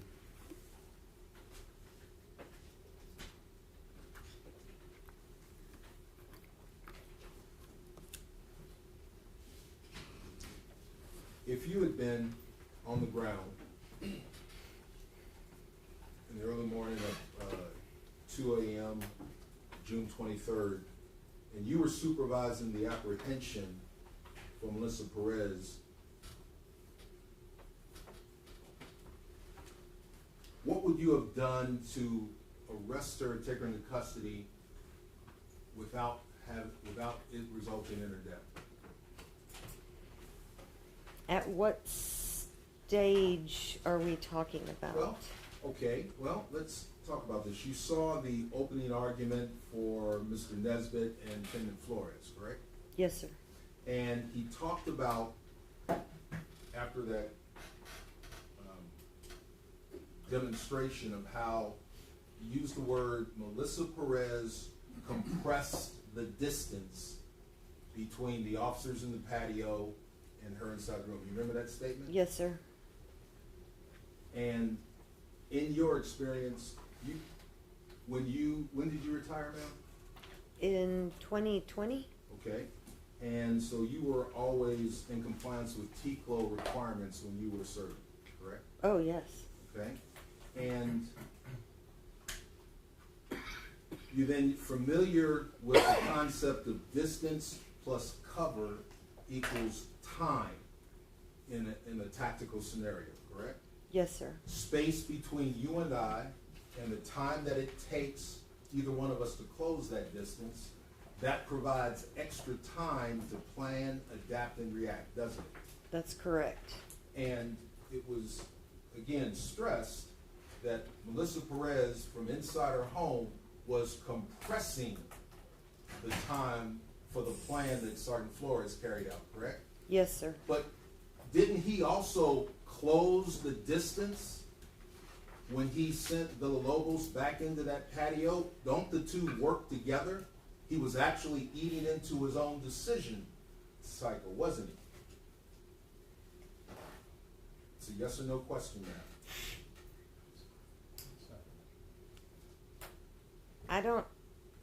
I don't know how you can make an arrest without making an arrest and closing in on someone, or so I don't understand the question. Well, before Sergeant Flores said go, and Officer Villalobos climbed up on the rail, the hammer was down on the couch, wasn't it, ma'am? Yes, it was. And so you had time, you had the distance, at least 6 feet from the wall to the railing, and whatever distance she was back into the room, be it the other side of the TV to the center of the hall. That's distance, and you had time, correct? Yes. And the only thing that compelled Sergeant Flores to send Officer Villalobos to close the space is he just decided to do it at 2:02 and some seconds, isn't it, ma'am? Yes. Could have happened at 2:10, couldn't it? Possibly. Could have happened at 2:30 or 3:30, couldn't it? Yes. They could have kept engaging with Melissa Perez, and she might have, since there's evidence about her alcoholism, she might have succumbed, passed out. Again, that was a choice with Sergeant Flores as to when to execute, didn't it? Yes. Wasn't it? And from what we've already seen, because until Officer Villalobos jumped that rail, she was content to stay behind that television, wasn't she? I don't know about that.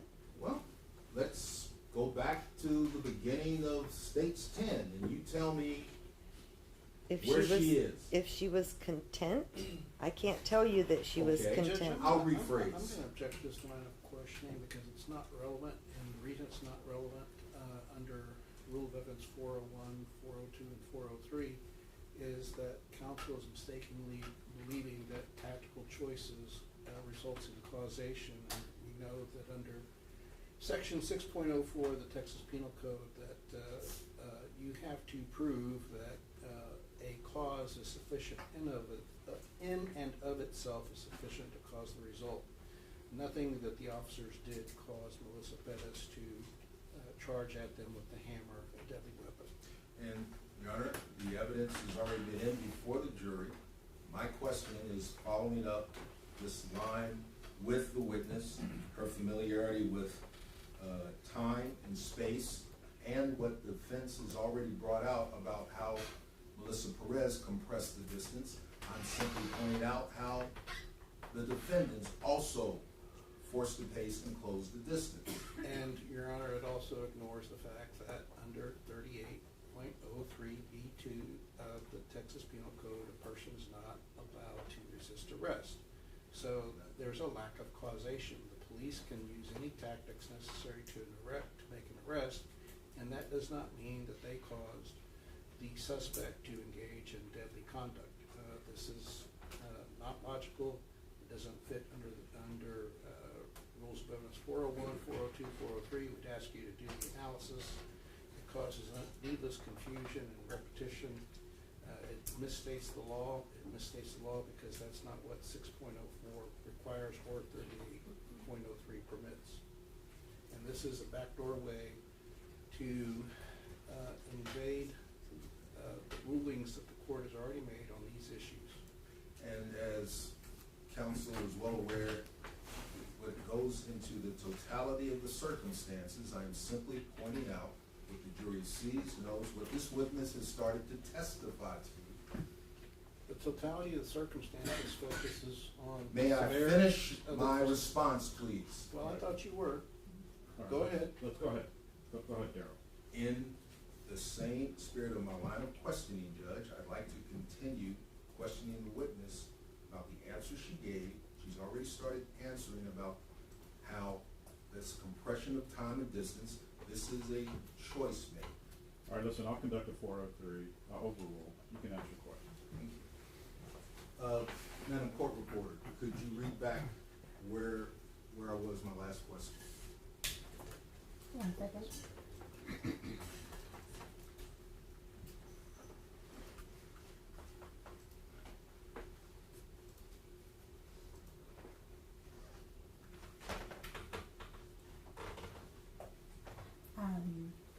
Question, well, let's go back to the beginning of States 10 and you tell me, answer if she was, question where she is, answer if she was content. I can't tell you that she was content. Question, okay, I'll rephrase. Mr. Cifuentes, I'm going to object. So, I'll change of verbiage. You can't know another person's mindset. But my question was, we know that at various times from the officer's statements, and Officer Villalobos in particular, he acknowledged she puts the hammer down various times throughout, correct? Yes, sir.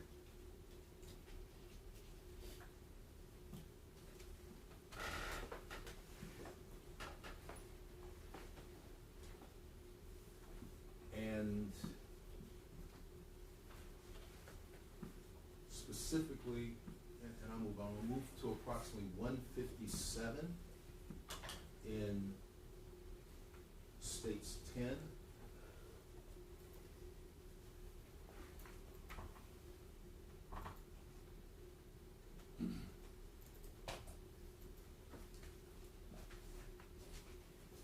For the record, Your Honor, at 157.02. Okay? Now, but listen. I don't, but listen.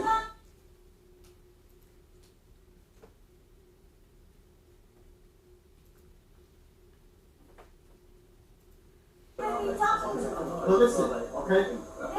It doesn't negate the fact. It doesn't negate the fact. Okay. I heard what you had to say. Okay? So if you're getting harassed. I apologize.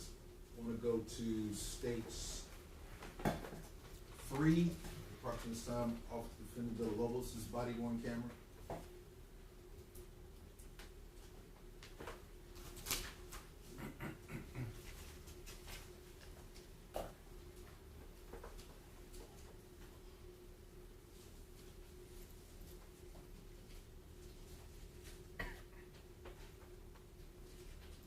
Yeah, brother, what at gunpoint? Yeah. Yes,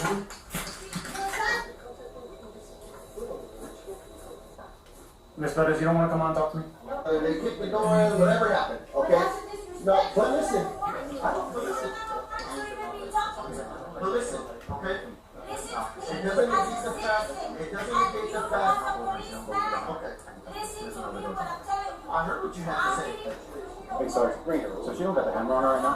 If I hop over and talk to her and she stays there without reaching for the hammer, the door's unlocked. Yeah, they just wait for someone to get her with That was the case, I can just open the door and grab her. If she doesn't go for the hammer right away, I can just go and tap her. It's on the couch.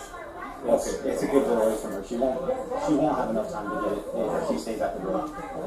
But whatever you want to do. I'm just saying I can get her from opening the door. And we knew that was simply because she. I unlocked it. Okay. Yeah. So I'm asking you to come out That was it. And so, per my question, there's no one inside the patio, correct? Yes, And she's put the hammer down, correct? yes, So that time and distance thing that we talked about, there's time to think, time to react at this point, correct? yes.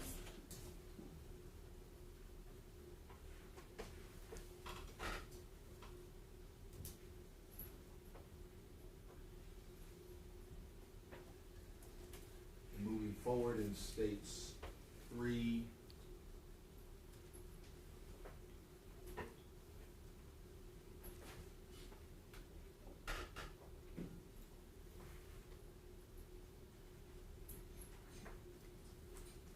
Like to see that because we're in the wrong.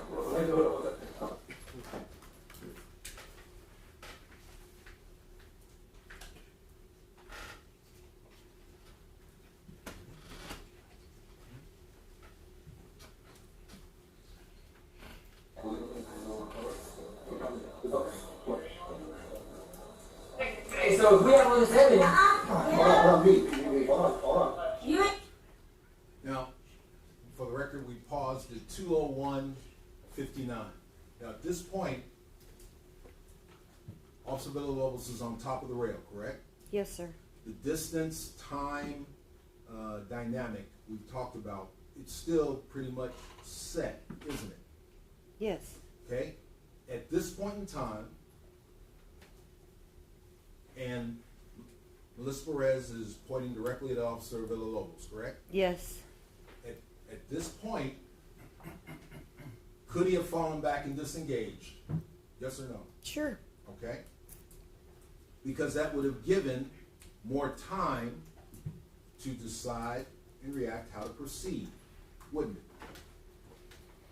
If they decided to delay the arrest, yes, If they decided, so that was a choice to proceed. Is that what you're saying, correct? yes.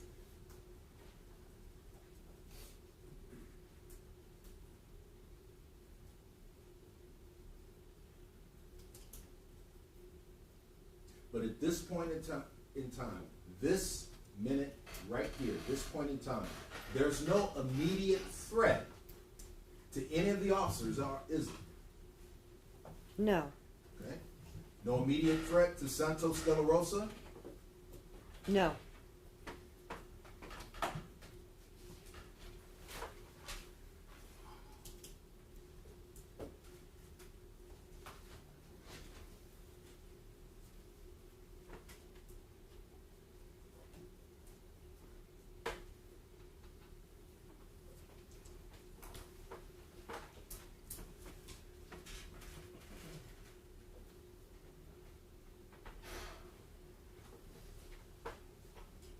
You spent some time in direct exam with Mr. LaHood talking about the justifications and defenses in Chapter 9. Can you recall that line of questioning?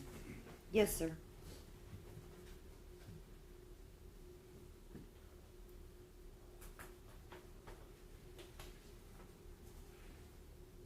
Chapter 9, specifically Section 9.04, you familiar with that section? 9.04. No, sir, I don't Threats believe I is am. justifiable force. Oh, yes. And what does that section of the code, justifications and defense, what does that provide for? Judge, can you let her see it? I mean, they don't have it memorized. Can they just have her review it, please, Judge? She hasn't said she has any difficulty, Your Honor, and now that Let's just he's take told some her time. to come look at it. Let's just save some time and have her look at it, Judge. Now I'd like to continue my questioning. Okay.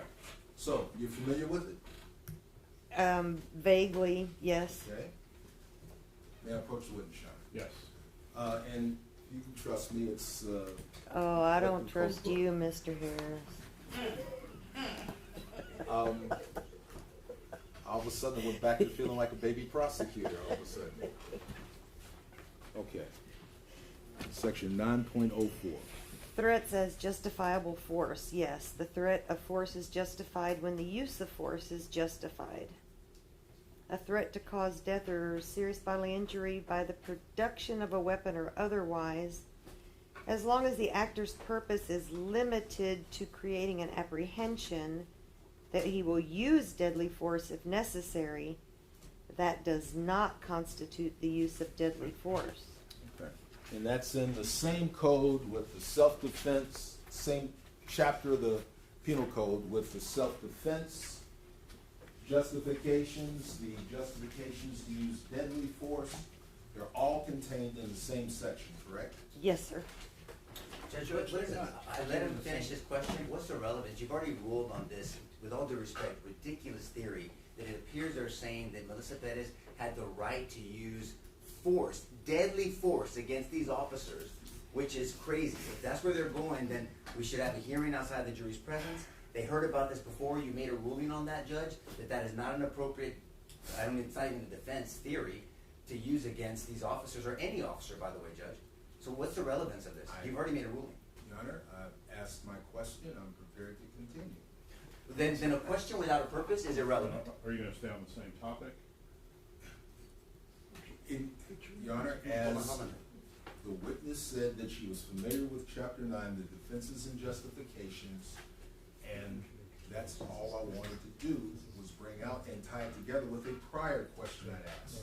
How? Then I'm asking for the relevance. Okay, let me excuse the jury for a few minutes. We'll let you know when we're ready. All right for the jury?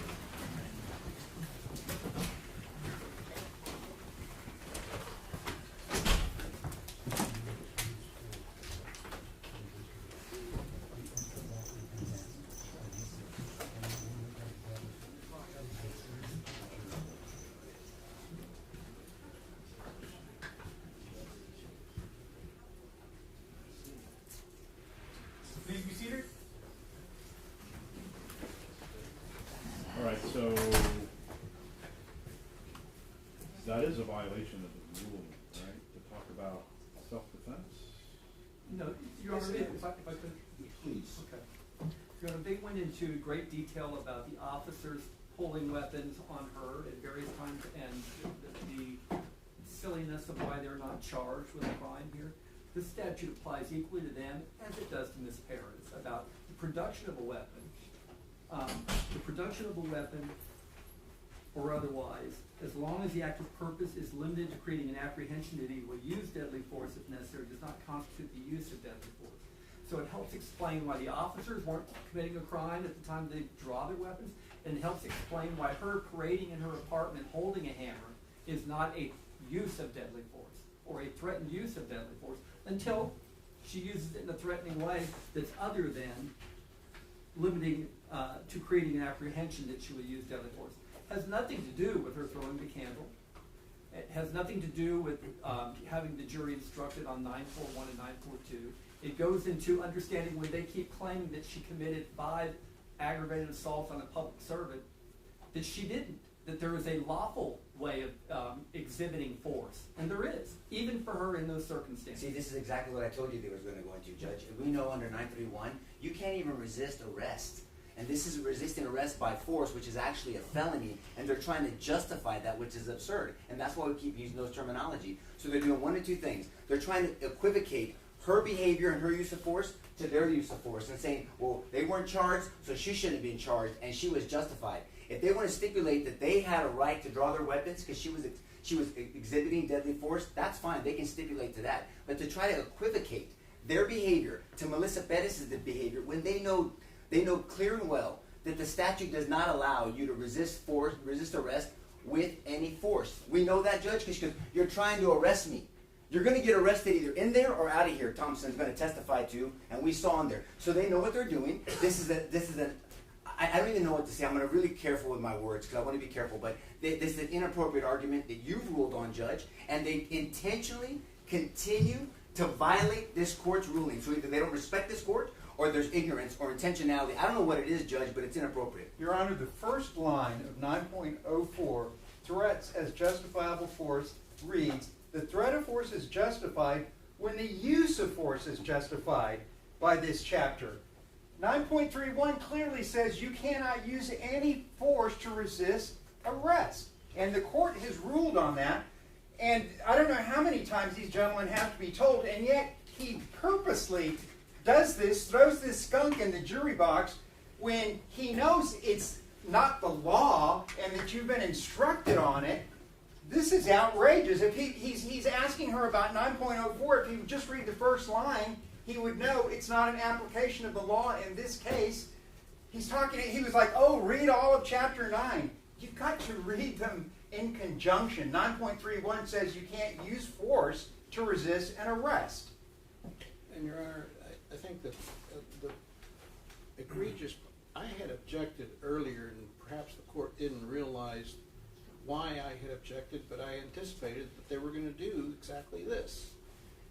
And they feigned that they weren't going to do that, and feigned that they were just asking questions. Well, this I'm just asking questions is Nemo touching the boat when we know this court has said don't touch the boat. It's intentional. And I don't know how many times you keep on making the mistake when it's not a mistake anymore. It's not good faith.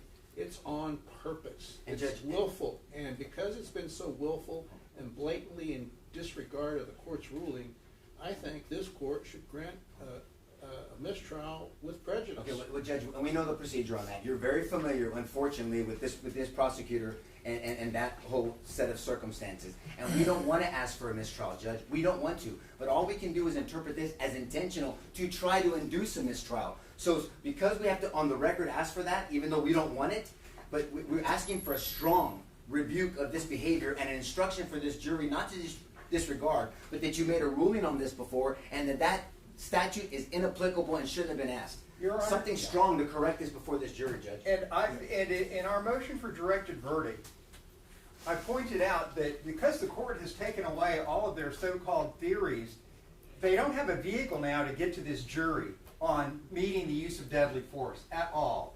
So now they fall back on this, which is a misapplication of the law, intentional. So I would ask the court, I would renew our request for the court to direct a verdict. They don't have any means of getting their theory, their cockamamie theory, to this jury anymore, so they throw another skunk in the jury box. I don't know how many times the court has to instruct these two, and yet it continually happens. And Judge, we keep saying this, and it's very simple. Chapter 9 is a defense to prosecution. It's none of these other things that the state is saying. It is a defense to prosecution. All the other arguments I agree with, but they don't apply because it's a defense to prosecution. Melissa Perez's actions are not being prosecuted. She's not on trial. These gentlemen are. None of this applies. All right, so I will sustain the defense objection. I will deny the motion for mistrial. I will instruct the jury to disregard the last question, and I will instruct the state to follow the law. And Your Honor, I realize that I mean, this is a very clear legal issue. Yes, Judge. This is not a confusing, complicating issue. It's very clear, and the way Mr. Norton described it, he described it best. I mean, this is not, Chapter 9 does not apply. We know that, right, in the manner that you're using it. So let's not do that anymore. And Your Honor, I realize you said you're going to instruct the jury to disregard the last question, but I believe that my previous objection that was overruled, they should be instructed to disregard the response to that question as well. What was that response? It was a question that was asked about 9.04. So I would ask that the jury be instructed that the state's questions about 9.04 that have been asked in the last 20 minutes be disregarded. And Judge, can we humbly suggest that the court instruct the jury that all of Chapter 9, as Mr. Norton pointed out, applies to people accused of allegations, not and it's I'm not gonna say you say improperly used, but doesn't apply to the state's questioning or to their theory at all. I And mean, would- that's something strong like that to correct, because this continues to happen, Judge, and I don't know what else to ask and suggest. I for would this to even stop. ask the court to consider a stronger instruction to the jury. This has happened so many times, and we're forced to object, and the jury is thinking, oh, the defense is hiding something, and because they continually do it, it looks like we're hiding something when they continually violate this. I'm asking the court to, if the court's not going to direct a verdict, if the court's not going to grant a mistrial, I respectfully ask the court to consider an instruction which has been done before in prior cases about the misconduct of the state, and in going on the record and saying that they've been warned not to go into this anymore. I don't know how many times they visit this well intentionally and they get spanked, and yet they go back and do it again. And I would ask that regarding 9.04, that the court instruct the jury, as Mr. Norton has said, is that Chapter 9 justification only applies to the people on trial, not to the complainant named in the indictment. Okay, all right, let's take a short break, very short, and then we'll come back.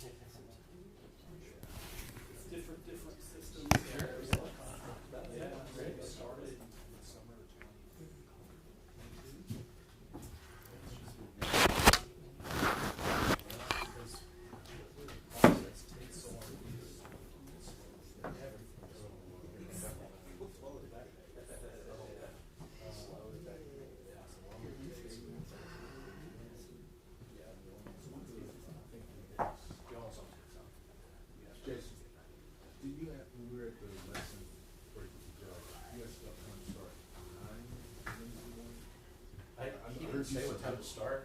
I heard you, yeah, that's what I heard you suggest. I would tell them that we need to, because that presentation right there. So to finish on Wednesday, you need a full day. Wednesdays is docket day. And you usually remember last week they canceled the docket. The week before we started.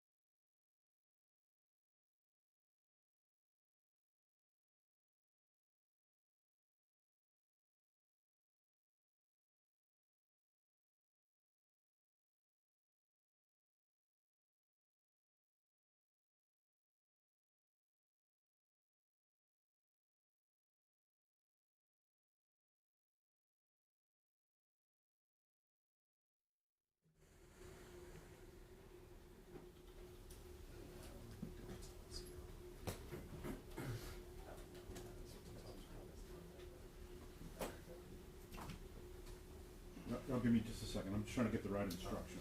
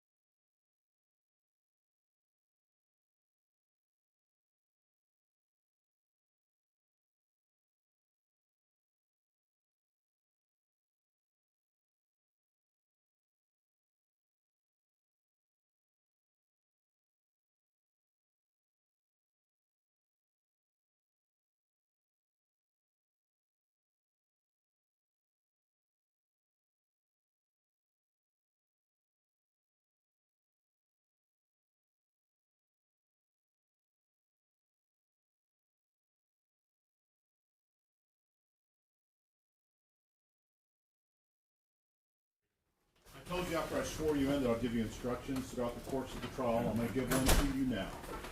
The court sustains the defense objection to the last line of questioning. The jury is instructed to disregard all questions asked by the state and any testimony elicited in response related to the suggestion that the complainant, Melissa Perez, had a justification for her conduct under Chapter 9 of the Texas Penal Code. You are instructed that she did not.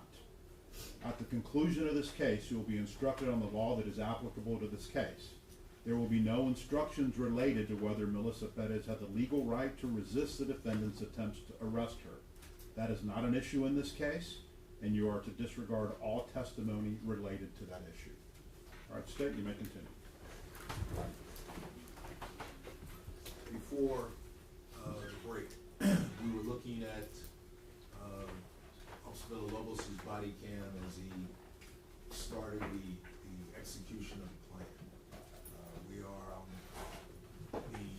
his video, States Exhibit 3 at approximately 02:01:59 hours. Do you agree? Yes, sir. Okay. And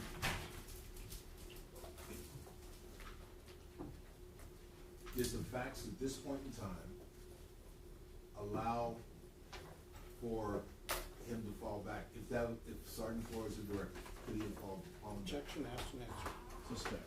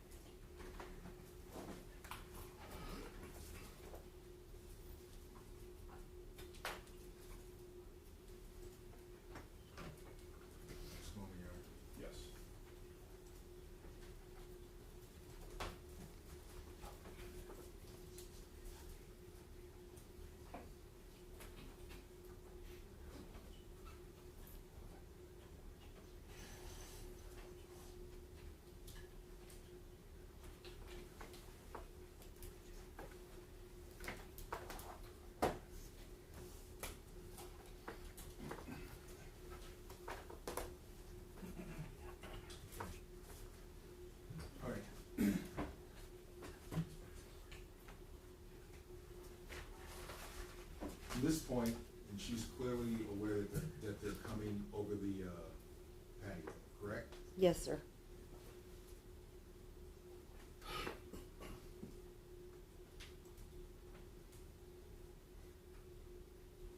Did they still have the authority to disengage, fall back, and re-engage? Objection asked and answered and irrelevant. And it's irrelevant under 401, 402, 403. And it's also an attempt to mislead the jury under causation under 6.04. I'm simply asking about the choices made and if they had the ability and authority It's to repetitive. fall back. Cumulative. I'll let you rephrase it.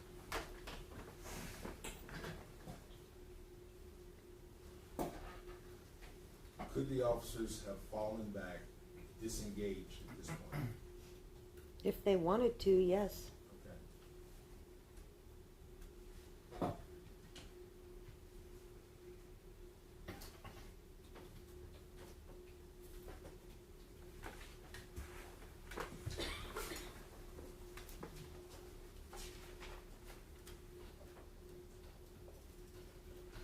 You answered if they had wanted to. Is it the only issue what they wanted, or should they be taking in all the information and all the stimulus and reacting to facts as they are? Judge, objection, it's irrelevant, it's misleading. We object under 401, 402, 403. It misstates the issue of justification. The question does not, as phrased, does not address the crux of justification under 9.31, 9.32, 9.33, or 9.51, and it additionally is a backdoor way to suggest that officer-created peril is a justification for someone to illegally resist arrest. All Lead right, as- I'll sustain.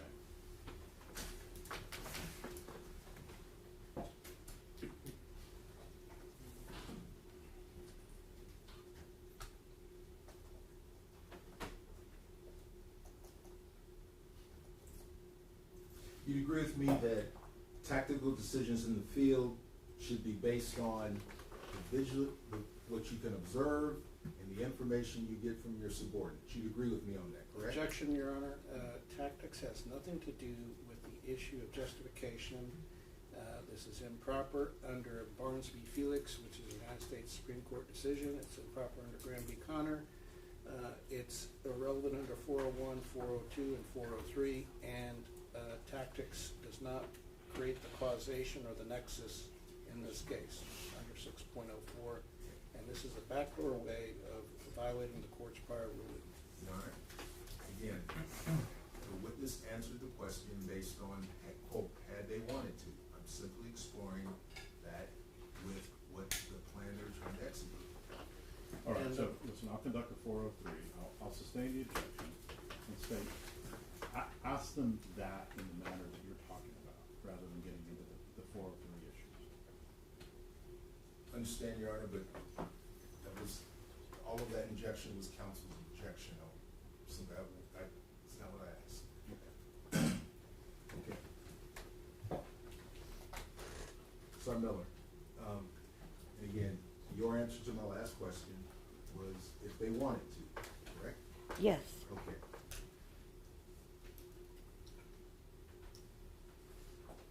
All information points are important in acting safely out in the field, aren't they? All information points. Yes.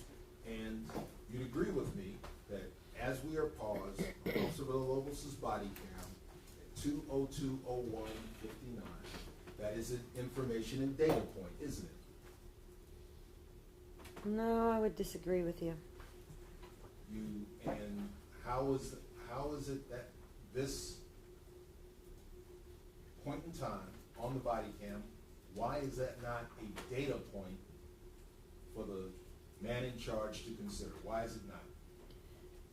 Because once you gather all your data points that you're talking about and you come up with a plan to execute, and you begin executing that plan, then you execute the plan. That's just the way it works. So if one member decides, oh no, maybe we shouldn't do this, some other guy says, oh, I've changed my mind, I don't think this is a good idea, you're just creating chaos. So the plan was made, everyone agreed to it, and they began the execution of the plan. That's it. Okay.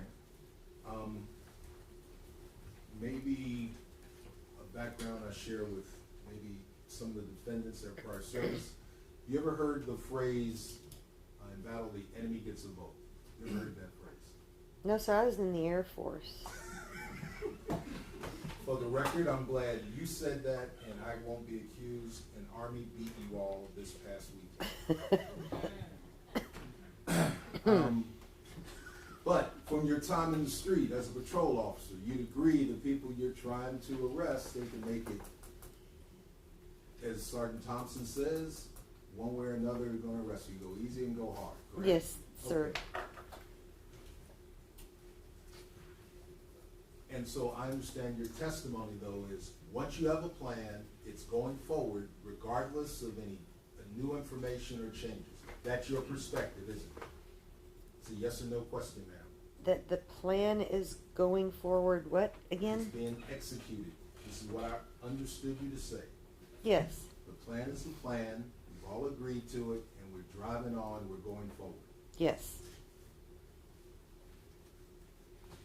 And it follows in that no additional information would change it once you've you decided to engage, correct? I never said that, no, sir. I apologize. But the plan is the plan. That's your position.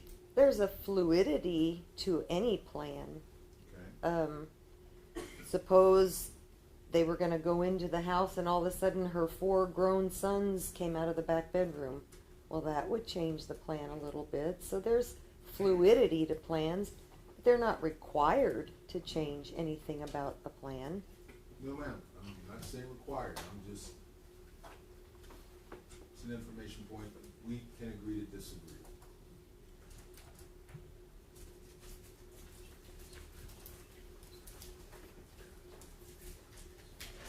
One moment, Your Honor.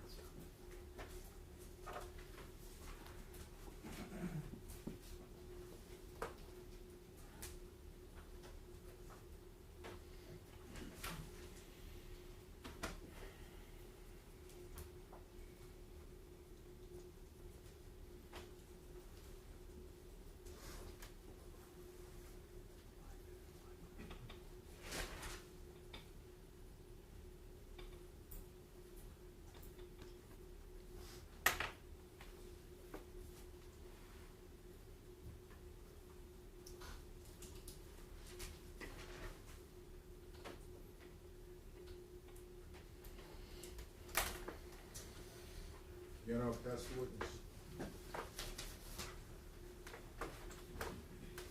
All right. Sergeant Miller, I believe questions were asked of you about the warrant.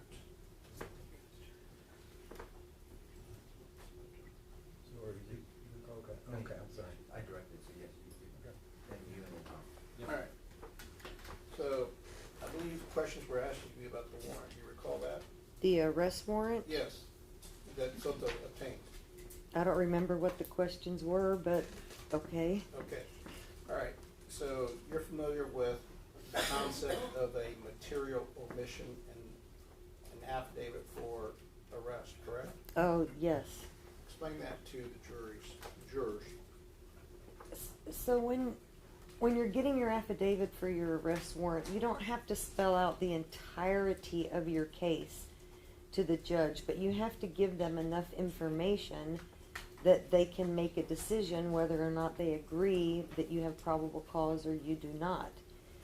But you have a responsibility to the judge to be truthful and tell enough of the story that he gets the realistic picture of what you're asking of him, what the situation was. If there's something that's material or like extremely important in your case, the judge or the magistrate needs to be aware of that. And if you purposefully or even subconsciously leave out critical information like that, you're doing a very grave disservice to the magistrate or the judge, because they are now signing a warrant that they believe is true in its totality. It's like, is not telling the truth the same thing as telling a lie? All right, and in this case, you heard Detective Soto admit that he left out the 2 hammer strikes that Melissa Perez made against Jonathan Salinas at approximately 140, 50 or so, somewhere in that time frame, when Melissa Perez swung a hammer when she was charging at Jonathan Salinas after he hopped over, stuck his head in, and Officer Rojas yelled, "Watch out, watch out, watch out, watch out." Hey, do you remember that? I do. Would that be a material omission in your opinion?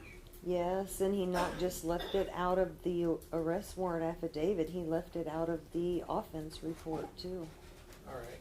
And you also understand that in his arrest warrant, he said that no reasonable officer could have concluded that Melissa Perez was threatening imminent deadly force. Do you recall that? I do. And was that a truthful statement? I don't believe it was, because... And based upon your interviews with Maria Salinas and Vince Gomez and Travis Thompson, and I believe you also spoke with Andrew Lamb, did you not? I did. And based upon your interviews with them, did anyone ask them specifically whether they believed that Melissa Perez was threatening deadly force, serious bodily injury, or death? Objection, Your Honor. It is province of the jury, and along with hearsay, but again, asking these witnesses. She can rely on hearsay, Judge. She's an expert. Again, And this goes to whether there was material omission in the affidavit. she can, Your Honor, she can form the opinion, but as the question was posed, it's irrelevant to this jury. Sorry, you can rephrase your question. All right. You read all of the written statements that the homicide officer-involved shooting team took on June 23rd, 2023, correct? Yes.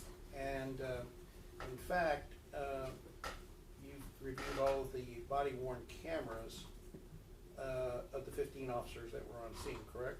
Yes. You reviewed them from beginning to end, correct? Several times, yes. All right, and on top of reviewing them from beginning to end several times, you've read transcripts of those body-worn cameras, correct? Yes. And those transcripts are complete and were accurate, correct? Objection is the bolstering, Judge.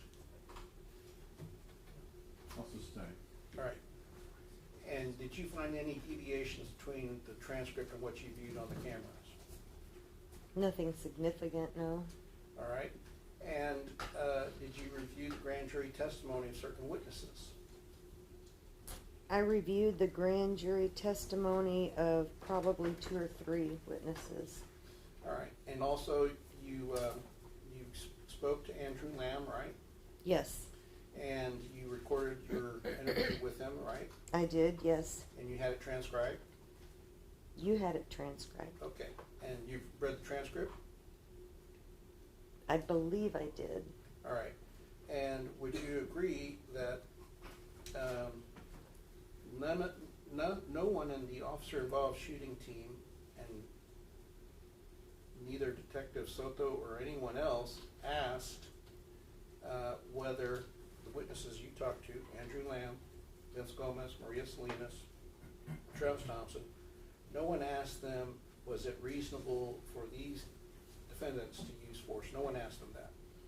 No, and I would say overall, all the statements that were taken in homicide that night were poorly done. And why were they poorly done? They didn't, ask the pertinent questions of the officers to get to the justifications in Chapter 9. It's like they didn't even try to apply Chapter 9 to this situation.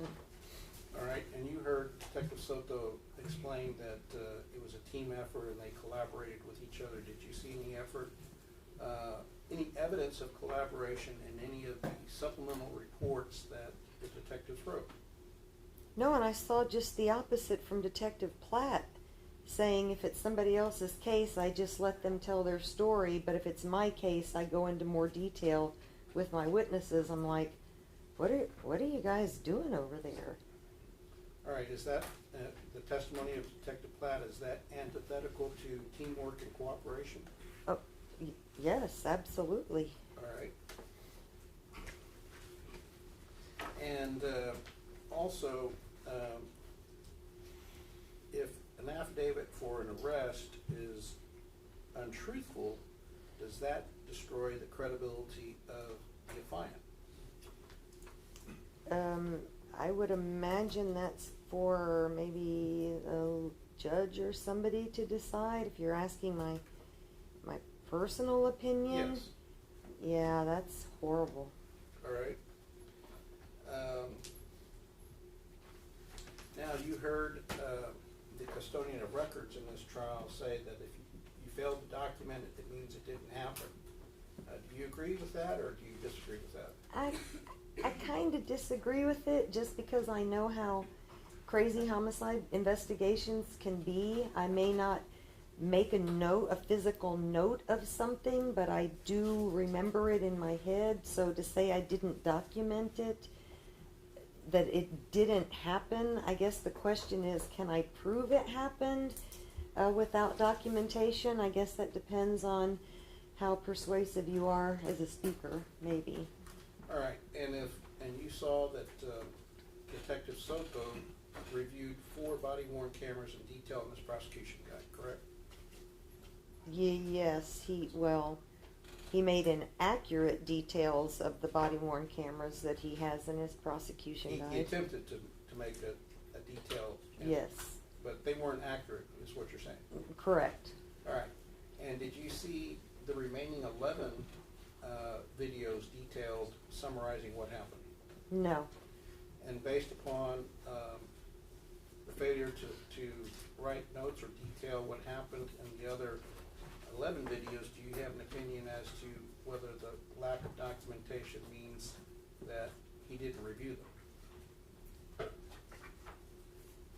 I don't believe he viewed them. I mean, I know for certain that Travis Thompson's specifically was not viewed until November of that year, when the incident occurred in June. I mean, for me, that's inexcusable. Travis Thompson has some very important information in the investigation, and Soto didn't even know it till November. And did you notice that in Detective Soto's prosecution guide that he incorrectly stated twice that Eleazar Alejandro could not see when he fired the first volley and the second volley? Yeah, that was an interesting notation, and I don't even know why it was included in there, because it's not factually true. All right. And are you familiar with command influence, given that you have experience in the military? Well, I don't need my military experience to prove that to me. Yes, I'm aware of, and I was the recipient of making the mistake of standing up to our administrators at one point. I know it's hard to believe because I'm so easygoing, but I did.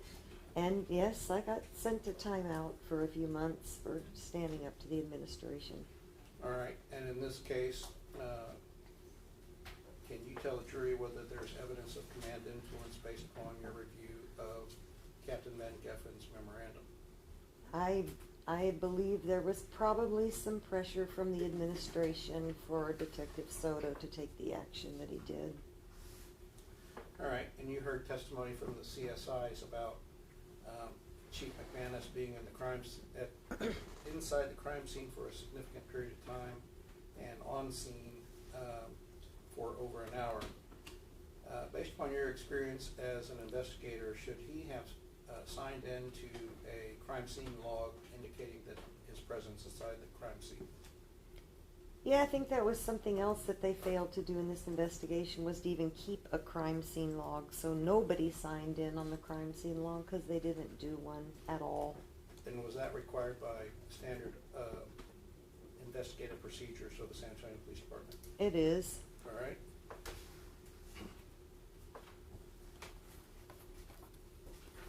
And in the questioning of witnesses in grand jury, and have you also read prosecution notes of disclosures of statements that witnesses have made to the DA? I've looked at, yes, several of those, yes. And have you heard testimony that's unveiled in the course of this trial and see that there's a variance between the disclosure and the statements and the witness testimony that we hear from the witness stand? Yes. And what does that indicate to you? That the questions were being directed to support the conclusion that was made instead of really wanting to know the truth of what was of what had happened. Just little things like nobody asking, you were an officer, you were there, do you believe your fellow officers were justified in using force? That question was never asked of any of the officers that were there at the scene. Objection, Your Honor. Move to strike this again. Counsel's invading province of the jury. The ultimate decision is theirs. Any other officer's opinion given to this, not even given to this investigator, is not relevant. Every response can't be invading the province of the jury, Judge. Can we have a legal objection? I know it hurts some of what she said, but that's not a proper Relevance, objection. Your Honor. Okay, well, it is relevant. Any tendency to prove or disprove a material fact in a case under 401 is the definition of relevance. Under 402, then it's relevant, Judge. And it was based off interviews and documents passed. It does not tend to help prove material fact. The objection was untimely as well. All right, I'll overrule. So, based upon your testimony, would that be akin to having horse blinders on to avoid looking at favorable evidence? That's the way I saw it.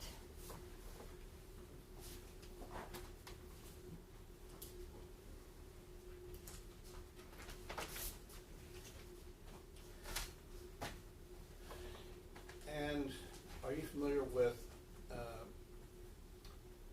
message that Chief McManus distributed to all roll calls in March of 2016? That was after an officer-involved shooting, or? Yes. Yes. All right. And that message that Chief McManus gave to all officers, did he ever say that he expects officers to retreat?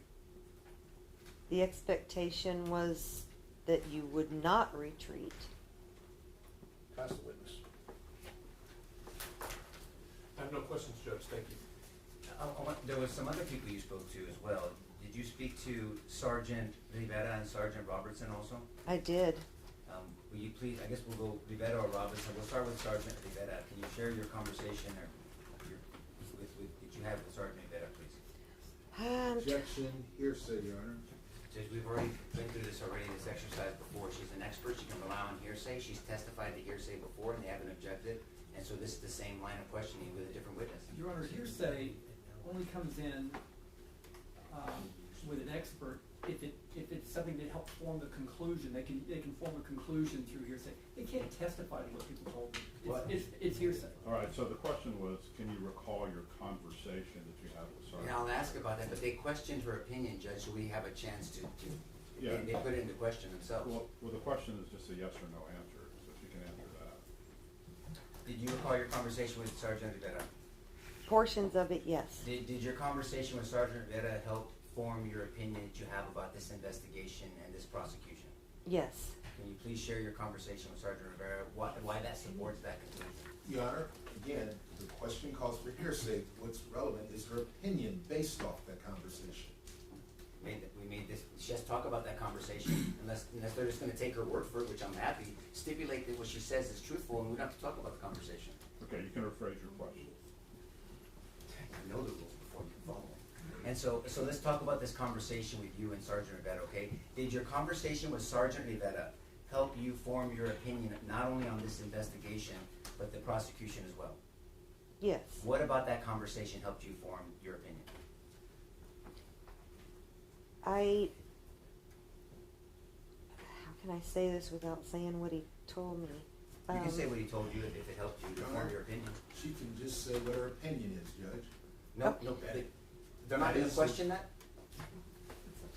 Well, the conversation would come in, if it is the basis of her opinion. Exactly, Judge. I'll let her answer that.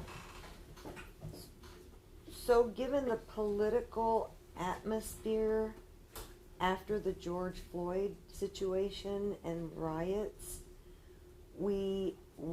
several of us, we reached the conclusion that there was some political pressure from the chief's office to arrest these officers. Now, did you recall your conversation with Sergeant Robertson? Yes. Did your conversation with Sergeant Robertson help you form your opinion on the investigation and the prosecution? It fortified the conclusion that I was kind of suspicious about, yes. And your conversation with Sergeant Robertson, did it coincide, or was it consistent with your conversation with Sergeant Rivera? Yes. Is it a similar conclusion? Yes. Did Sergeant Rivera have an opinion on whether it was a legal shooting? Yes. And what was that opinion? He felt that the shooting was justified. And did they talk to the district attorney's office? I can't recall what he told me about that. It was too long ago. Okay. Do you believe that the DA's office in prosecuting this case should have talked to someone like Sergeant Rivera from the scene? Oh, yeah, I don't know how you couldn't talk to Sergeant Rivera. Do you know who Officer Pedraza is? Yes, I do. Who is this gentleman? He was the sergeant in charge of tactics and shooting at the police academy at the time that the shooting occurred. Did you have an opportunity to talk to Sergeant Pedraza? I did. Did your conversation with Sergeant Pedraza help you form your opinions of not only Detective Soto's investigation, but also this prosecution? It reinforced the conclusion that I had already reached, yes. Disturbingly so, yes. What was disturbing about your conversation with Sergeant Pedraza? What did he tell you? That he was called to a meeting at the chief's office between 8:30 and 9 the morning of the 23rd, and that the administration had already made the decision to arrest the officers. That was like 2 hours after they finished getting statements from the officers. The decision had already been made to arrest them. Did they give him any instructions or any perceived threats to Sergeant Pedraza? Yes, he disagreed with that decision, and he was told to keep his mouth shut if he wanted to keep his position at the academy. Do you know if Sergeant Pedraza was spoken to by the DA's office? I don't know that. Should they have spoken to him, in your opinion? Either him or Juan Manejando, either one of the two. Who is Juan Manejando? He's in charge of the tactics training at the academy. Your conversation with Sergeant Pedraza, is that consistent with what you learned about Captain McGaffin's meeting with Van Geffen's meeting with the DA's office, and then his ultimate decision to charge? Actually, talking to Sergeant Pedraza kind of solidified what I was suspicious of, that there was bias in this investigation, and that was the only explanation I could find for all of the errors and omissions and mischaracterizations in the prosecution guide. Like I couldn't figure out why I was seeing what I was seeing until I talked to Sergeant Pedraza, and then I said, oh, okay, so they made the decision first thing in the morning. The entire prosecution guide, the entire investigation subsequent to that became tailored to supporting that decision to arrest the officers. Your conversations with Sergeant Pedraza, your review of Captain Van Geffen's reports, and your conversations with Sergeant Vera and Sergeant Robinson, were those conversations, the information you learned from that, consistent with how Detective Soto testified from that stand? No. Do you recall Detective Soto saying that he made the decision to make the arrest? Yes. Judge, at this time I'm going to be asking the sergeant about a reasonable officer standard, because they asked her, if you were the sergeant at the scene, what would you have done? Now that takes it out of her opinion of whether she would have shot, but now she's a supervisor at the scene, which is an overlooker of officers, and so I think they've opened the door to me asking about a reasonable officer standard. Okay. May I proceed, Judge? Yes. I want to give them opportunity to object.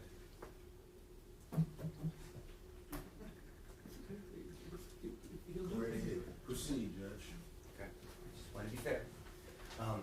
So, based off a reasonable officer standard, do you believe it was reasonable for Sergeant Flores, under the circumstances he saw and was facing, Officer Alejandro, under the circumstances and what he was facing, and Officer Villalobos, under the circumstances what he was facing and the threats, for them to have shot? Oh, absolutely. When the government asked you questions about closing the distance, who made the decision to close the distance and attack? Well, Ms. Perez did in response to their attempt to arrest her. And arresting, as the judge instructed, was a lawful thing they were trying to do. Yes. Now, they asked questions about the hammer being down. When you're engaging in a plan, they've heard some questions on this, so I'm not going to belabor it. Is it better to engage a suspect with a weapon or without a weapon? Well, without one. So, what would be a safer plan? To engage or to have a plan or to move in to arrest when there is less of a threat or more of a threat? Less of a threat. What assurances did you observe from looking at all the evidence and all the body cam that Melissa Perez would not attack Mr. De Los Santos if the officers would have left? There are no assurances of that. Was there any question whether Melissa Perez was dealing with uniformed officers? No, none whatsoever. In your opinion, from what you observed, did you believe that she knew she was dealing with uniformed officers? Yes.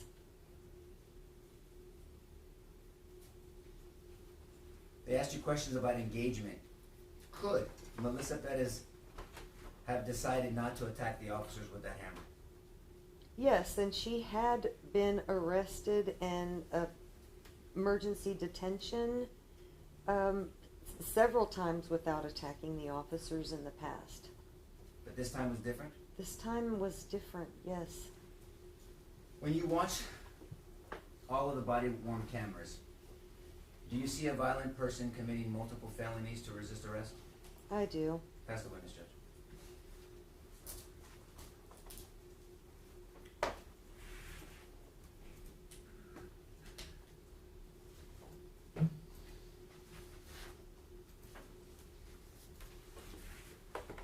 So, Miller, you'd agree with me that Chapter 15 of the Code of Criminal Procedure governs the requirements for a warrant? Judge, you already talked about this, and once again, they're violating your rules. There's no requirement for a warrant.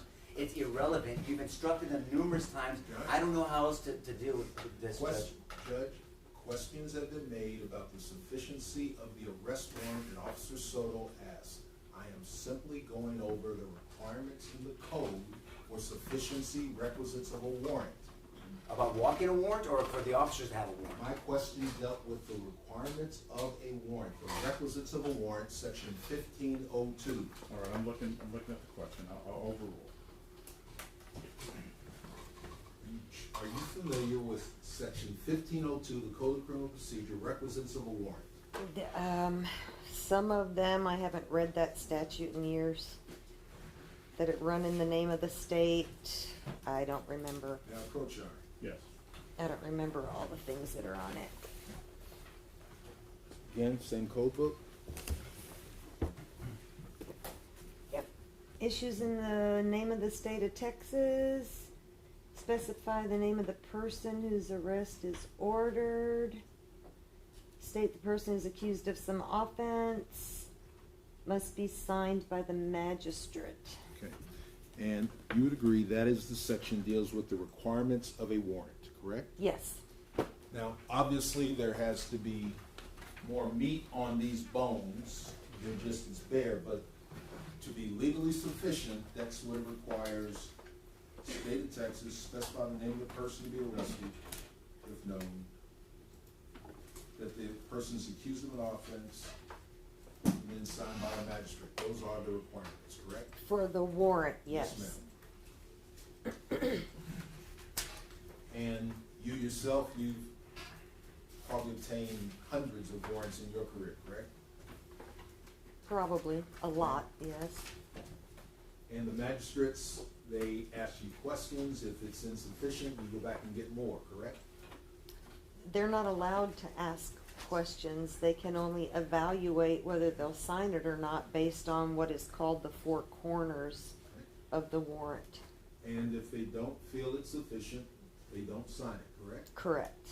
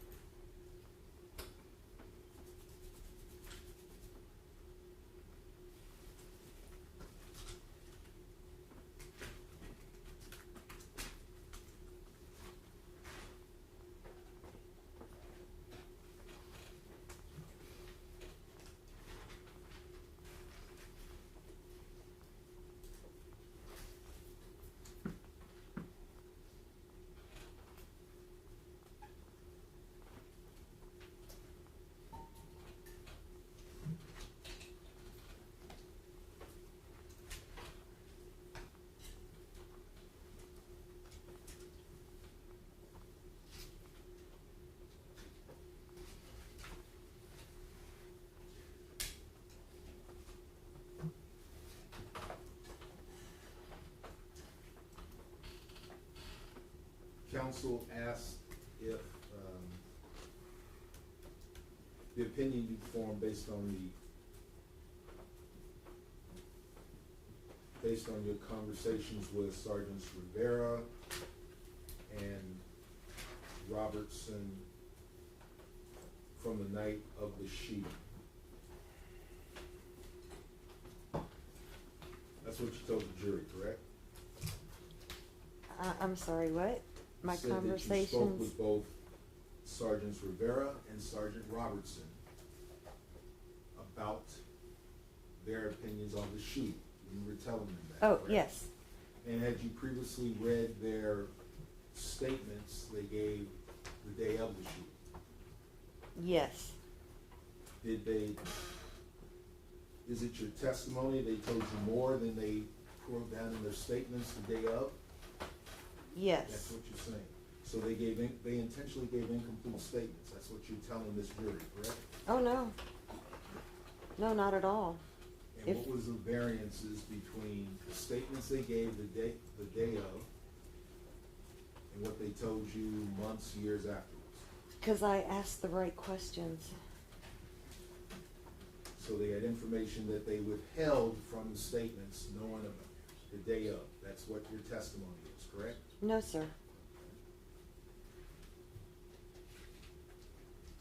You've investigated officer-involved shootings in the past? Yes. And if you took statements from officers, you'd expect them to tell you what they'd observed, correct? No. You would not. No. You would not expect officers to tell you if you were investigating. You would not expect them to tell you everything they've seen. No. That's your testimony. I would expect that I would ask the right questions to elicit the information that we need to continue the investigation.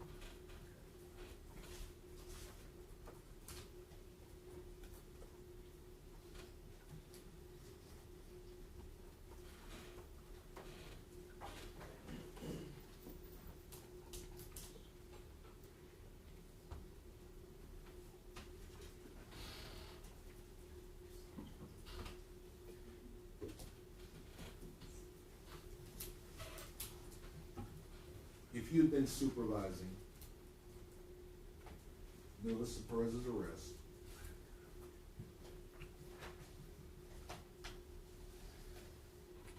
could you have done anything that could have resulted in her arrest without it resulting in her death? Are you asking if there were other options besides arresting her, or No, ma'am. the manner of the arrest? You were trying to execute her arrest. You could have done things that would have resulted in her being taken, arrested, without being dead. Judge, I'm gonna object to this on relevance ground 401, 402, 403.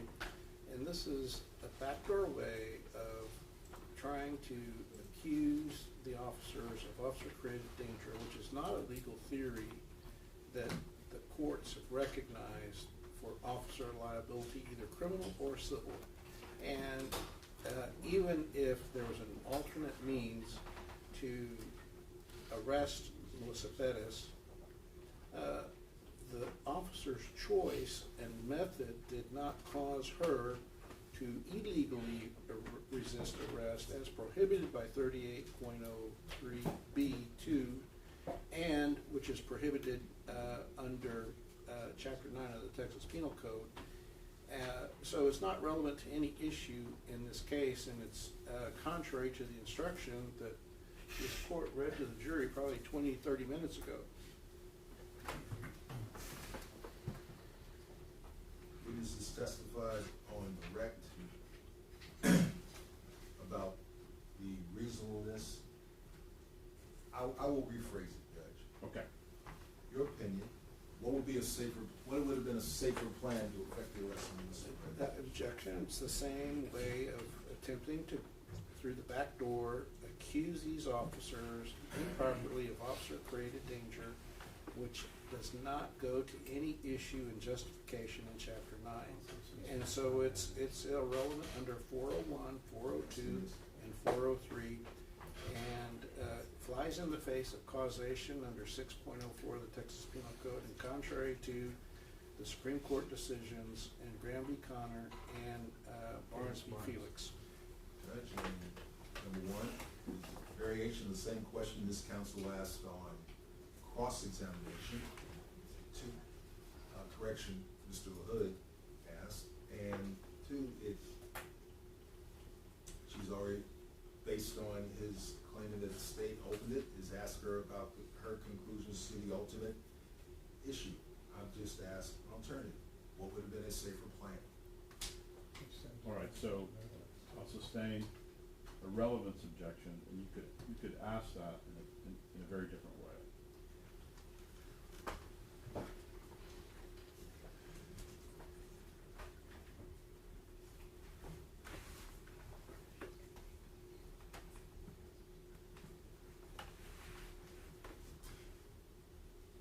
I'll go back to, remember the line of questions we had earlier in the immediate cross, and I asked you about your familiarity with time and distance, closing at distance, correct? Yes.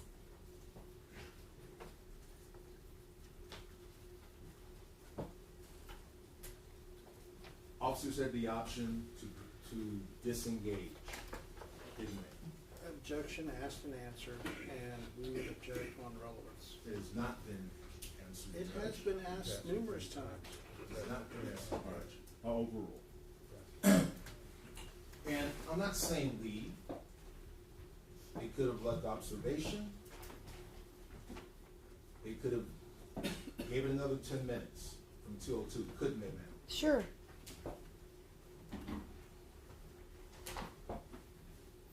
They could have called night CID that night, couldn't they, ma'am?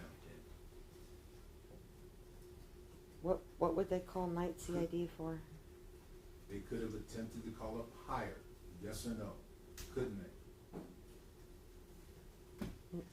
Night CID, I don't understand. The role of night CID, or they just investigate crimes after they occur.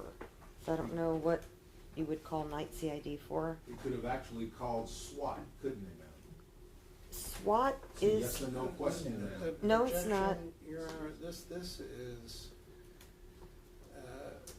an attempt to get into tactics which the court has already ruled upon. It's also a bad thing, because the American ultrasound swap would be out there. It's a yes or no question, Your Honor. No, actually, it's not. Ma'am, I understand that you want to work a particular answer. My question is, and Your Honor, I don't mean to disregard the court. Can I proceed? Yes.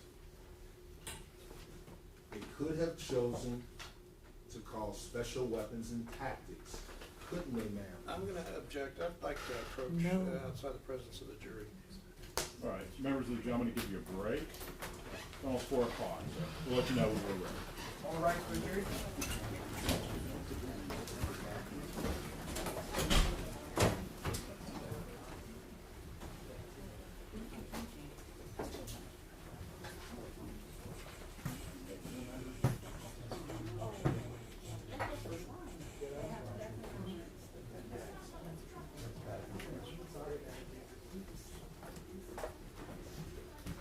Please be seated.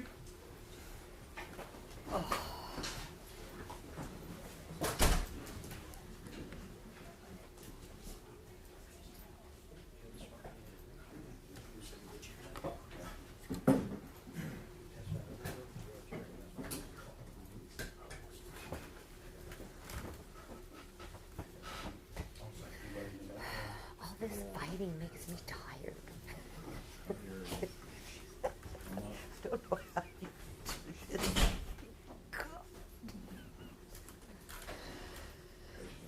Oh, yeah. I'm bad at sitting still to start with.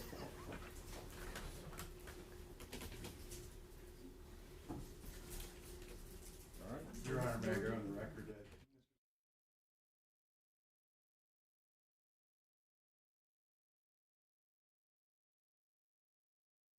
Sergeant Miller, I think, has reviewed, is it Captain Mulcher or Lieutenant Mulcher? Testified under oath, being directed by Mr. Harris, that SWAT would not have gone out there that morning, that they would not have gone out there that morning. He said that under questioning from Mr. Harris, under oath to the grand jury. So now for Mr. Harris to be asking this question in front of this jury, I don't know how much more a question could be asked in bad faith. And Mr. Cifuentes is finding the transcript. Found it. Mark Moulter testified before the grand jury on December 13th, 2023. And in response to a question, he said, and I say that because we aren't going to typically respond to property crimes. And he goes on to explain why SWAT would not have responded to this call at length. So, you know, there's basically asking a question about a what if when the state knows that SWAT would not have responded, and we've already had the court rule that tactics, police tactics on making an arrest is not relevant to the issue of whether or not there was justification under 9.31, 9.32, 9.33, 9.51. And so to suggest bad tactics, we filed a motion in limine on tactics, and 2 weeks ago, I believe this court already ruled that the state should not be allowed to ask any questions about tactics or put on any witnesses to talk about tactics. So since we filed a formal objection to tactics, and the court sustained it, this is a means through the back door to get around the court's prior rulings. And this is just highly improper. It's willful, it's intentional. Your Honor, if I may, as counsel read the transcript, the question asked, SWAT does not respond to property crimes. There has been testimony that this was assault public servant, aggravated assault, attempted capital murder, and my only question was, did they attempt to call SWAT? They defined it as not beyond what was asked at grand jury. That's what this jury's heard. Judge, if they want to predicate the question with, there was all these multiple aggravated assaults and all the things that they just said to differentiate it from a property crime, then, okay, maybe let them ask that question. But just to say you could have called SWAT leaves a false impression. If they want to add in ag assaults on police officers and all those kinds of information for the jury, then I think it's an appropriate question. Your Honor, I want to point out, Mr. LaHood asked the same question. He asked her, and we can find it in the record. What would be a safer plan? He asked. What would be a safer plan? And then he paused and he said, then waiting for her to put down the hammer to go in. That question, what would be a safer plan, was asked by them, Your Honor, and we should be able to ask our own question about what would be a safer plan and provide alternatives. I don't see the difference. But that was only in response to their questioning, Judge. Because it was, and everybody asked questions. Is it safer to go in and try to apprehend someone, which they had a legal right to do, armed or unarmed? That's all that was. I didn't go out any bounds. I didn't violate any rulings. I didn't break your motions in limine. I didn't violate any order from this court. So I was only responding to their line of questioning after it had been relevant, because that is an issue. Is it wiser? Is it smarter to go in and effectuate an arrest on an armed suspect or just an unarmed suspect? That was it. I didn't talk about any further than that, Judge. And it's not tactics, thank you. And then to suggest that we've added new elements, it's laughable that on page 29 of the grand jury testimony, Mr. Harris changes things up by adding a permutation about assaulting the officers, throwing the candle, hitting them in the forearm, and still Moulter sticks to the story SWAT would not have responded. So even with the permutation of committing an assault, aggravated assault against a peace officer, Moulter goes on in page 30 and 31 saying that basically they would have walked away and they should have gotten a warrant, and that SWAT would not have responded. So, this gets into whether the state, these prosecutors, are intentionally violating the rules of professional conduct by misleading this tribunal about what happened in this case. This goes beyond the pale of ethics, of honesty and candor to the court. They're being dishonest, untruthful in what happened in grand jury, and now are trying to suggest to this court an alternate reality. And that cannot be tolerated by this court. All right, I'll sustain the objection. Anything else? And we would ask that the jury be instructed, once again, that these misstatements of fact and law be disregarded by the jury. All right, let's take a short break.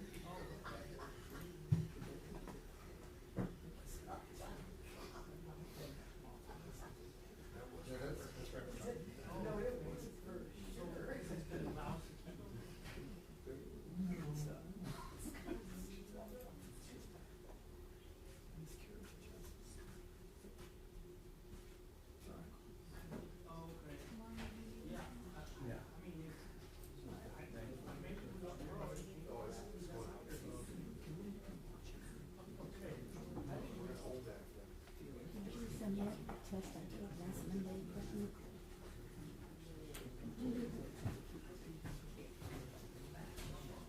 I noticed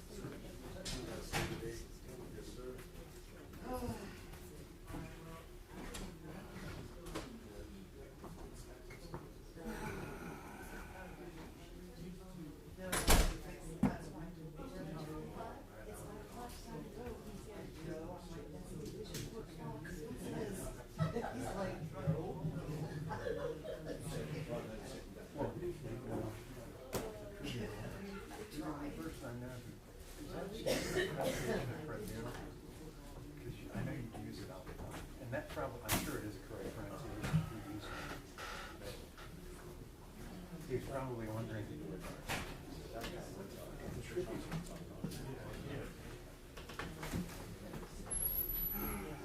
Not even Norton knew it was, you were sure.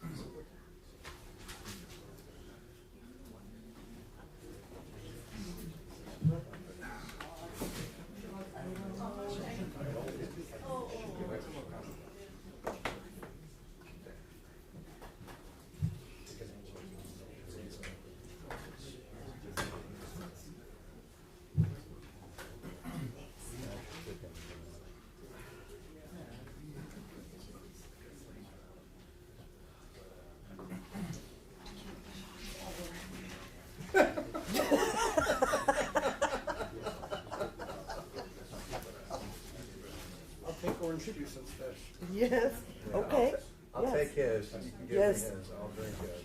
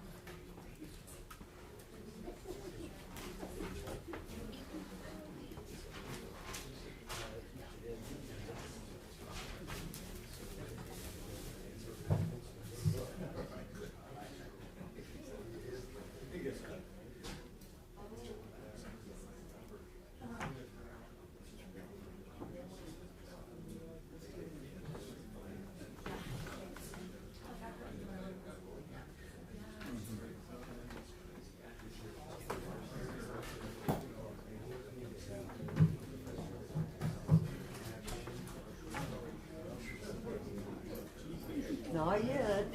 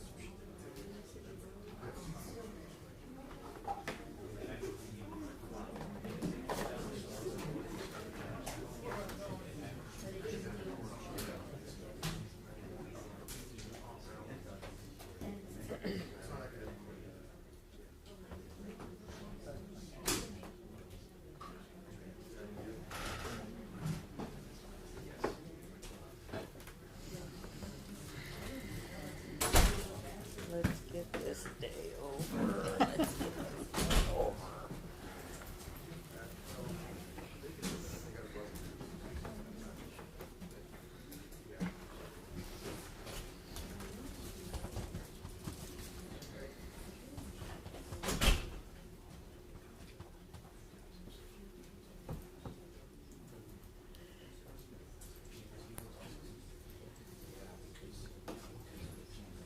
Oh, this time change just has me all messed up. It's so weird.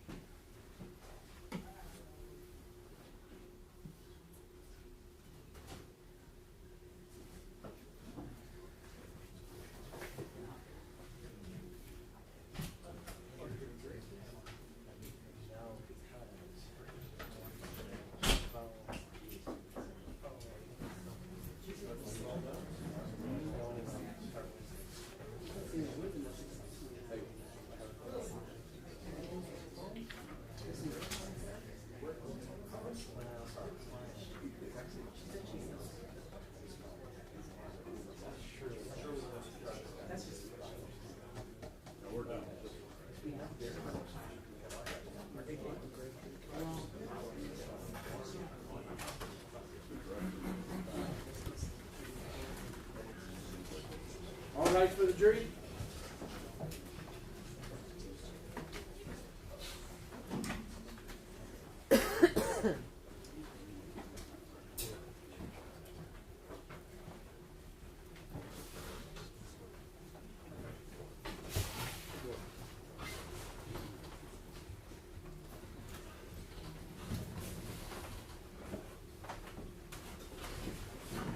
May be seated. All right, welcome back, members of the jury. I'm going to instruct you to disregard the last question asked by the state, and I'm also going to remind you of the paragraph that I read to you after that last parade. State.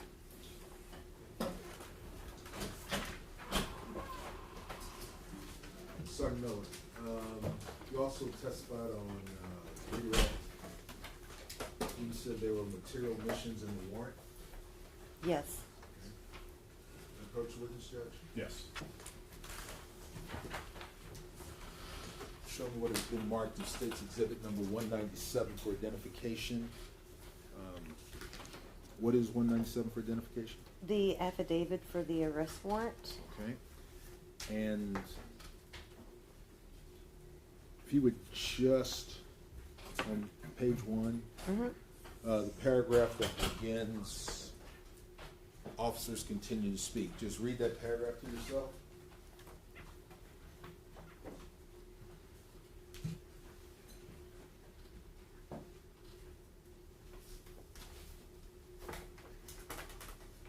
Okay. Does the affidavit tell the magistrate about the assault on Officer Salinas? About the assault bodily injury, yes. The assault with the hammer, no. Okay. And again, the requirements, 15.3, is it required that every act be represented in the affidavit? Ethically, you need to include the material information in your affidavit. Looking at page 2. Yes. The sentence, approach witness again, Your Honor? Yes.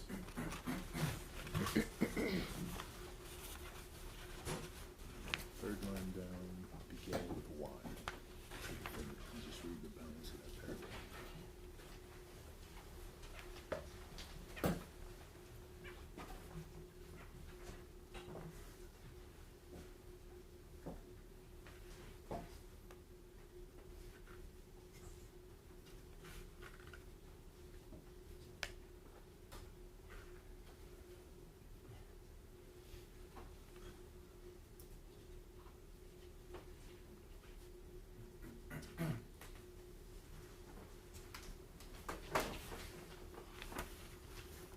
Okay. All right.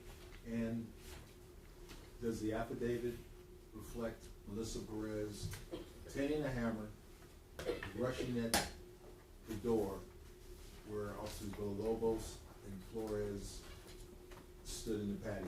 Yes.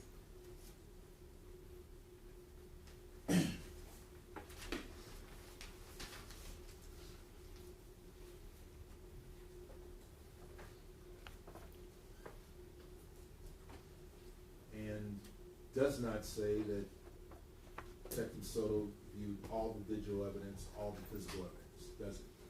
Well, we skipped over a whole bunch here. Was that intentional? Oh, I'm sorry. No, ma'am. I'm used to running the investigations. You gotta forgive me. I understand that. But again, we went over those requirements for the affidavit to be legally sufficient, correct? Yes.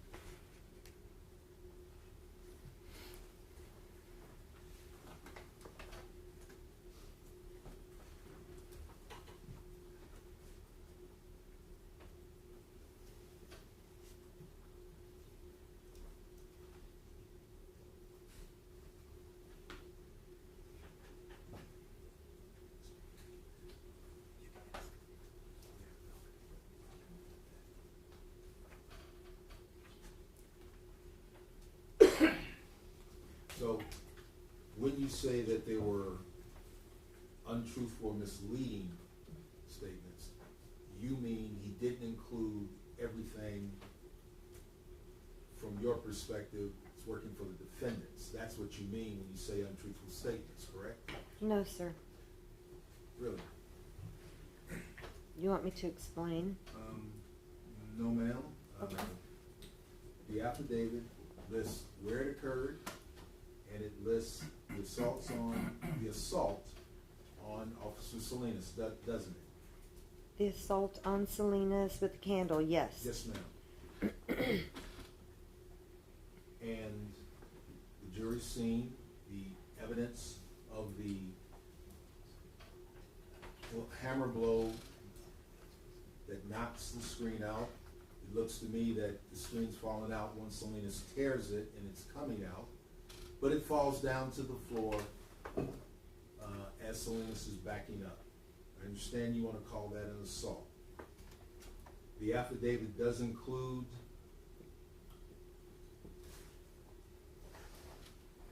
the officers reaching the patio and approaching the door, doesn't it? Yes. It does include that Melissa Perez picked up a hammer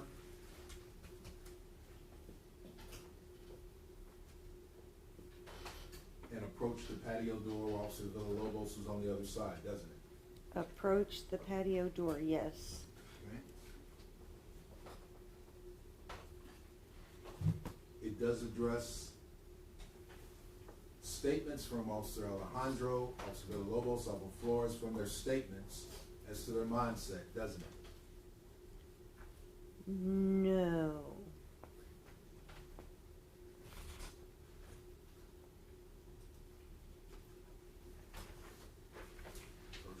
Approach the witness, Your Honor. Yes.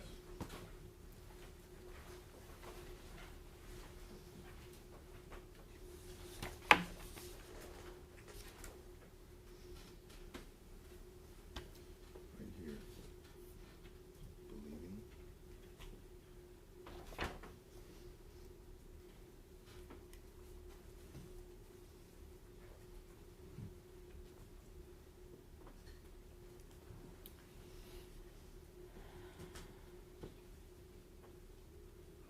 But see, that's why I believe that's inadequate.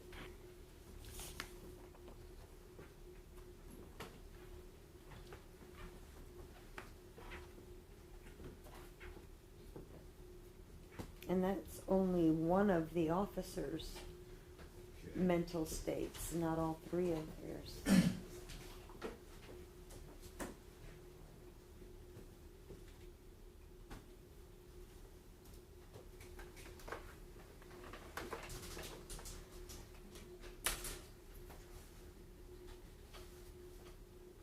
And Detective Soto actually disregarded that officer's statement later in the affidavit.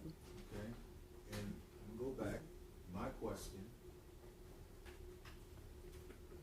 Officer Alejandro's statement is already in evidence. Yes. He put in his statement that he believed Ms. Perez could throw the hammer at Officer Flores. Yes. Is the context of that statement in the affidavit? It is there, isn't it? Yes, Thank and you, then ma'am. disregarded later in the affidavit. That's the problem. That's the deception that I'm talking about, or the mischaracterization, Mr. Harris. He says in one part, Officer Alejandro was afraid that she was going to throw the hammer. That, sir, is fear, right? But down in the next paragraph, he says, the officers weren't in any danger.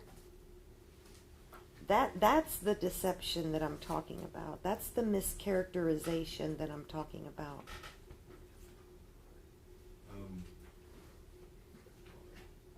And that was written under the affiance portion of the statement, is that correct? Yes, sir. And the affiant here was Detective Soto, correct? Yes. And so it's not, it is what he's already testified to as his belief, isn't it? Judge, I'm going to object to how he's phrasing these questions, because what he's testified to is the affidavit was written before 6 o'clock on June 23rd, 2023, and the testimony is 2 years and 2 months later, and the testimony 2 years and 2 months later is irrelevant to the affidavit 2.5 years ago. So it's misstating what is required in an affidavit. There's no way that someone can have prognostication of what someone's going to testify 2 years later. Witness testified that there are misstatements in the affidavit. I am simply asking her from what the Sotos testified to, what the misstatements are.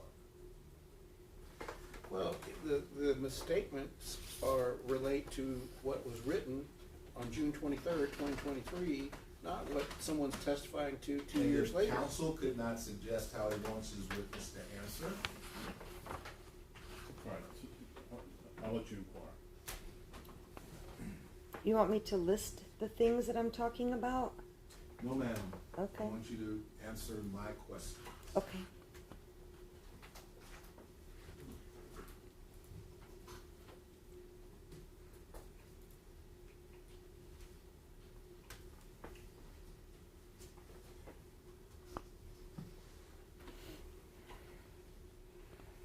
Is the affidavit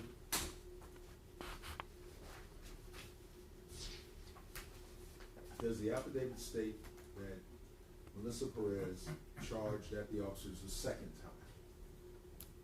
time? I don't believe he used the word charged.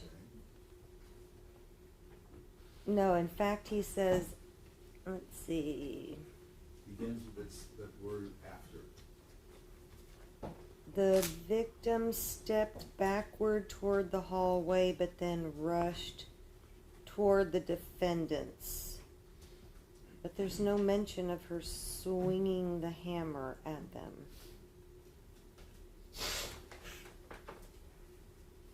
As she moved toward the back door. Just a moment, you omitted a statement. Judge, I'd ask that she be allowed to answer this question and explain her answers. You can ask.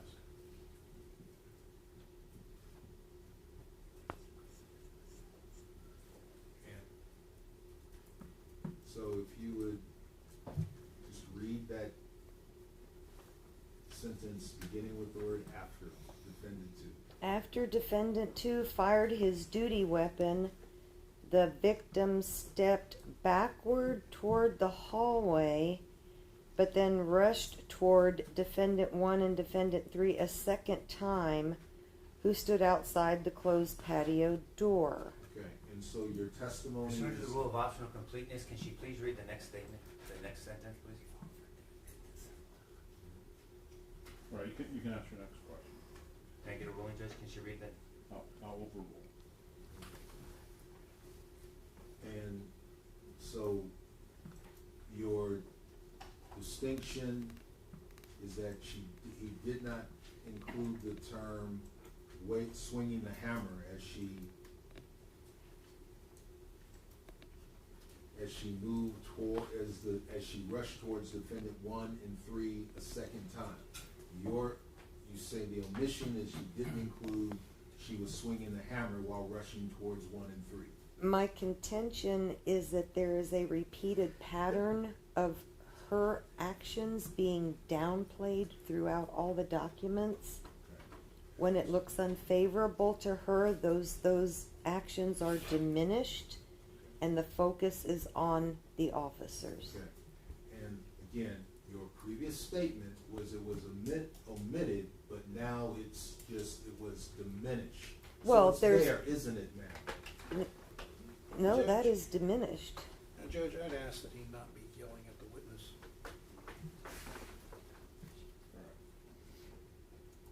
All right. Again, ma'am, started this with you told the jury there were material omissions, correct? Correct. Okay. And Well, omissions, mischaracterizations, a series of those things, yes. all right. But And as we just went over, that second approach or run, as it is, the video speaks, your distinction is that he didn't include swinging. Swinging the hammer at Thank you, them. ma'am. Yes. That's all I'm saying.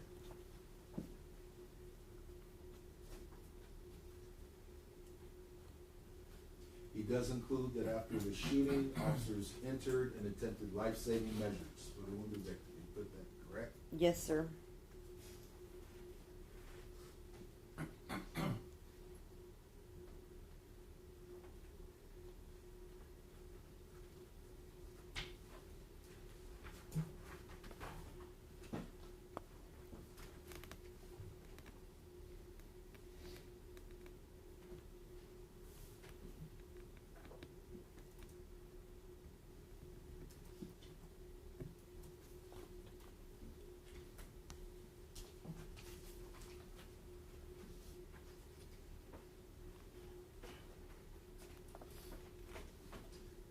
I'll pass the witness, Your Honor.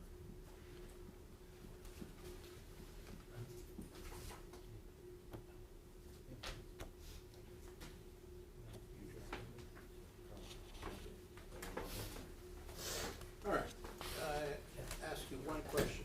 The defendants were not in clear danger of death or serious bodily injury at the time the defendants used deadly force, nor were the defendants using deadly force in protection of a third party. Is that a correct statement of the law? Your Honor, I don't mean to interrupt. So is, Mr. Hood, are you passing the demonstrations? It was our direct, So we changed you're it. crossed, no, we directed, you crossed. Got it. Yeah, so I'm gonna redirect.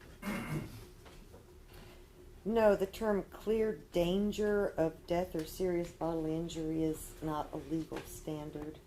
All right, and does that misstate what Chapter 9 of the Texas Penal Code says about apparent danger? No. Okay, does the Texas Penal Code Chapter 9 speak in terms of apparent danger as perceived by the accused? Yes. All right. And so is what is happening here is that Detective Soto is untruthfully stating what the law is. Yes. All right. And so is that egregious in your opinion that he's misstating the law? Yes, I can't imagine why he didn't use the exact words that are written in the law when he wrote his affidavit. All right. And he also said after review of available digital evidence, did you understand that phrase to mean all of the body-worn cameras that were uploaded at the time that he signed this affidavit?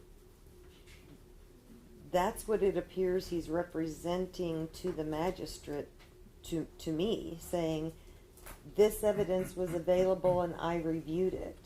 So since we know from the exhibit of the audit trails that all of the 15 officers on scene at the time of the shooting had uploaded their body-worn cameras around 4 or 5 o'clock, they would have been available at the time that he signed this affidavit, correct? Yes.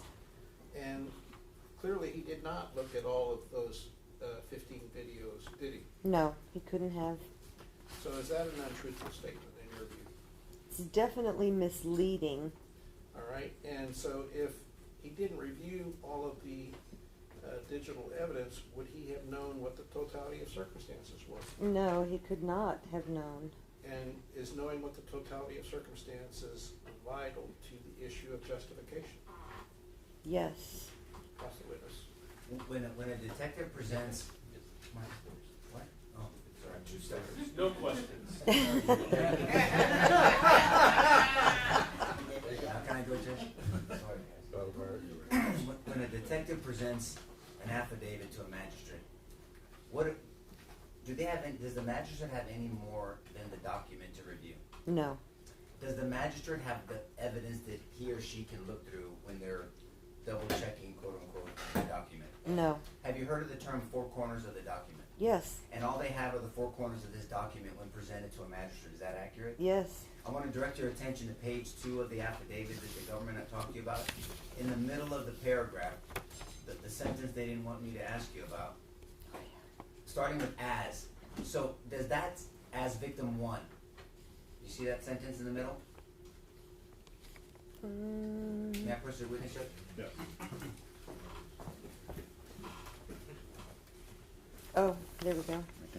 As victim 1 moved toward the back door, defendant 1, 2, and 3 fired at the victim, striking her. So that's the sentence where the detective is educating the magistrate on what actually happened during this alleged crime. Is Right. that a fair statement? Now looking at all the evidence, as victim 1, do you, in your opinion, do you believe she moved toward the back door? No. Is that an accurate description of what happened when these 3 officers made the decision to discharge their weapon? No. Will you explain why that's not accurate? Because it mischaracterizes what she was doing. She didn't move toward the door. She ran toward the door, swinging the hammer in a backhanded motion. That's quite different than someone moving toward the door. Now, is this where you're also talking about this? Is there a description in that same sentence describing what she's doing with that hammer? Is it accurate, what we see in these videos? No, that's my frustration. So is this what you were referring to the government about when you were saying he left out what she was doing with the hammer at the time they discharged the weapon? Yes. Now I want to talk about legal sufficiency because they asked you questions about that. May I stand up, Judge? Yes. If a stranger walked up to me and my family and started cussing me out for whatever reason, I know it's hard to imagine, and they were going to say, I'm going to, excuse my language, I'm going to kick your ass in front of your family, and I just shoved them back as they got into my space, and shoved them back and knocked this person down. And the detective wrote in this affidavit, in the 4 corners of an affidavit, suspect Nico LaHood shoved a complainant down, causing harm to them. So it's an arrest warrant for assault. Would that be accurate? No. Would it be important to describe what the true suspect was doing to me when I perceived this threat? And under the same chapter, chapter 9, I have a right to use force to defend me and my family. Yes. With that affidavit, if that detective in my scenario got an arrest warrant for me, would that be legally sufficient under chapter 15 to get the arrest warrant? Yes.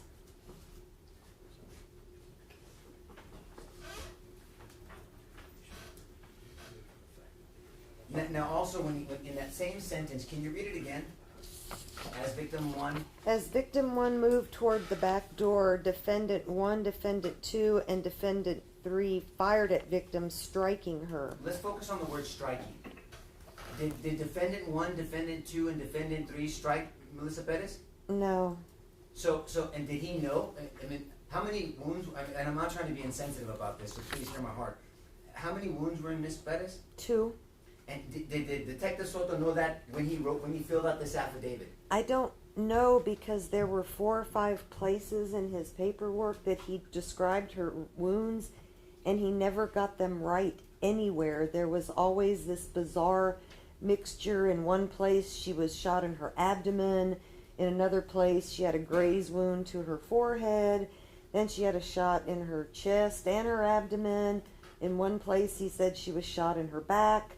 So I don't think he really could tell us how many gunshots she had, because I don't think he ever knew even after the autopsy. But he testified that he did when he filled out this affidavit. Yeah, he couldn't have, because the autopsy had not even been completed at that time. I know he couldn't have, but he testified that he did. I'm sorry, yeah. Okay, and is this a sworn statement? It is. So you're swearing, just like you swore to tell the truth in front of this jury. He swore to the magistrate judge that the 4 corners of this document were accurate, true, to the best of his ability. I know. Did he use the best of his abilities to fill out this affidavit and give accurate information to the magistrate? I don't think so, because he said that window was blocked by the television when you can clearly see her leaning out of the window to strike with a hammer, and you saw two different officers leaning into the apartment, but he characterized that window as being blocked by the television. That's why the officers were safe from her. And that's why details matter. Is that a fair statement? Yes, they do. So, may I stand up, Judge? Yes. Would you agree that this printer is an obstruction between you and I? I don't It's want a to move it. I don't partial wanna break it. obstruction. Well, but if somebody characterized it as an obstruction, like Detective Platt, I mean, would this be an obstruction that could stop me and hinder me from going at you? No. But under somebody's mindset, could this be described in an affidavit as an obstruction? Yes. So is that why you were telling the government and us that details matter and thoroughness matters? The mischaracterizations are, it's almost like purposeful deception, not quite lying, but definitely mischaracterizing things. Did you see evidence that the officers had repeatedly attempted to calm Miss Perez down? Yes. And actually, Officer Villalobos very calmly just said, "Can you please come back?" Did you hear, what did he say? What do you recall him saying to her? I don't even recall. There were so many officers that attempted to. Well, let's talk about that. So, how many officers did you recall trying to attempt to calm her down and get her to come outside? Rojas, God bless him, he was totally not effective at, Melissa, come out. Melissa, come out. So yeah, he tried. Okay, and then so how about Ramos? Ramos acted like a fool. I would definitely disregard him. But he tried. He did. Salinas? Salinas, yes. Maria Salinas? Yes. John and Maria, correct? Yes. How about Thompson? Officer Thompson? Yes. Villalobos, yes. Alejandro, yes. Sergeant Flores? Yes. And, that's 8. And they tried to have a peaceful resolution. They pretty much begged her for one, just please come out so this doesn't get worse And than after it they is. repeatedly begged her, to use your words, and had multiple attempts to peacefully take Miss Perez into custody, did you see her repeatedly attack the officers with weapons capable of causing serious bodily injury or death? Yes. Pass the witness, Judge. Hold on, Judge, 1 second. Give me a one over.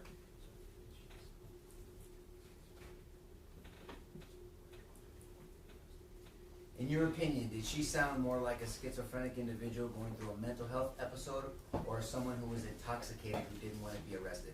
Objection leading. No, she can say yes or no and then explain herself.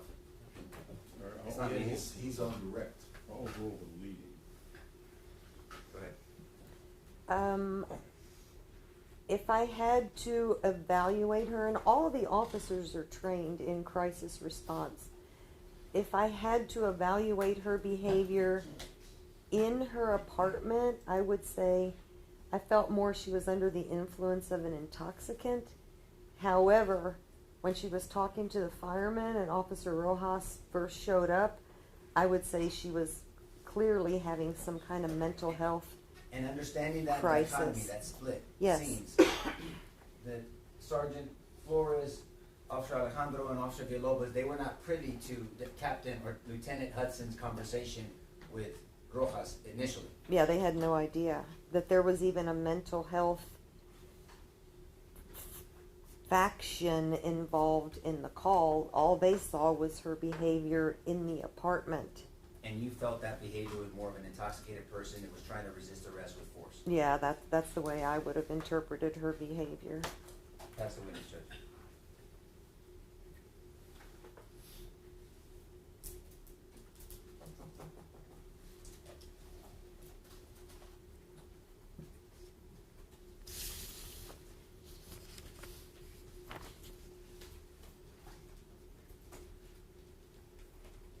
No further questions, Judge. Witness be excused, Judge? Anything from the other? Oh, sorry, Tom. No. No, Your Honor. All right, you may be excused.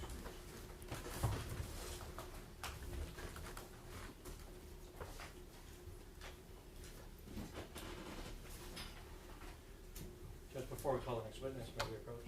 Sure.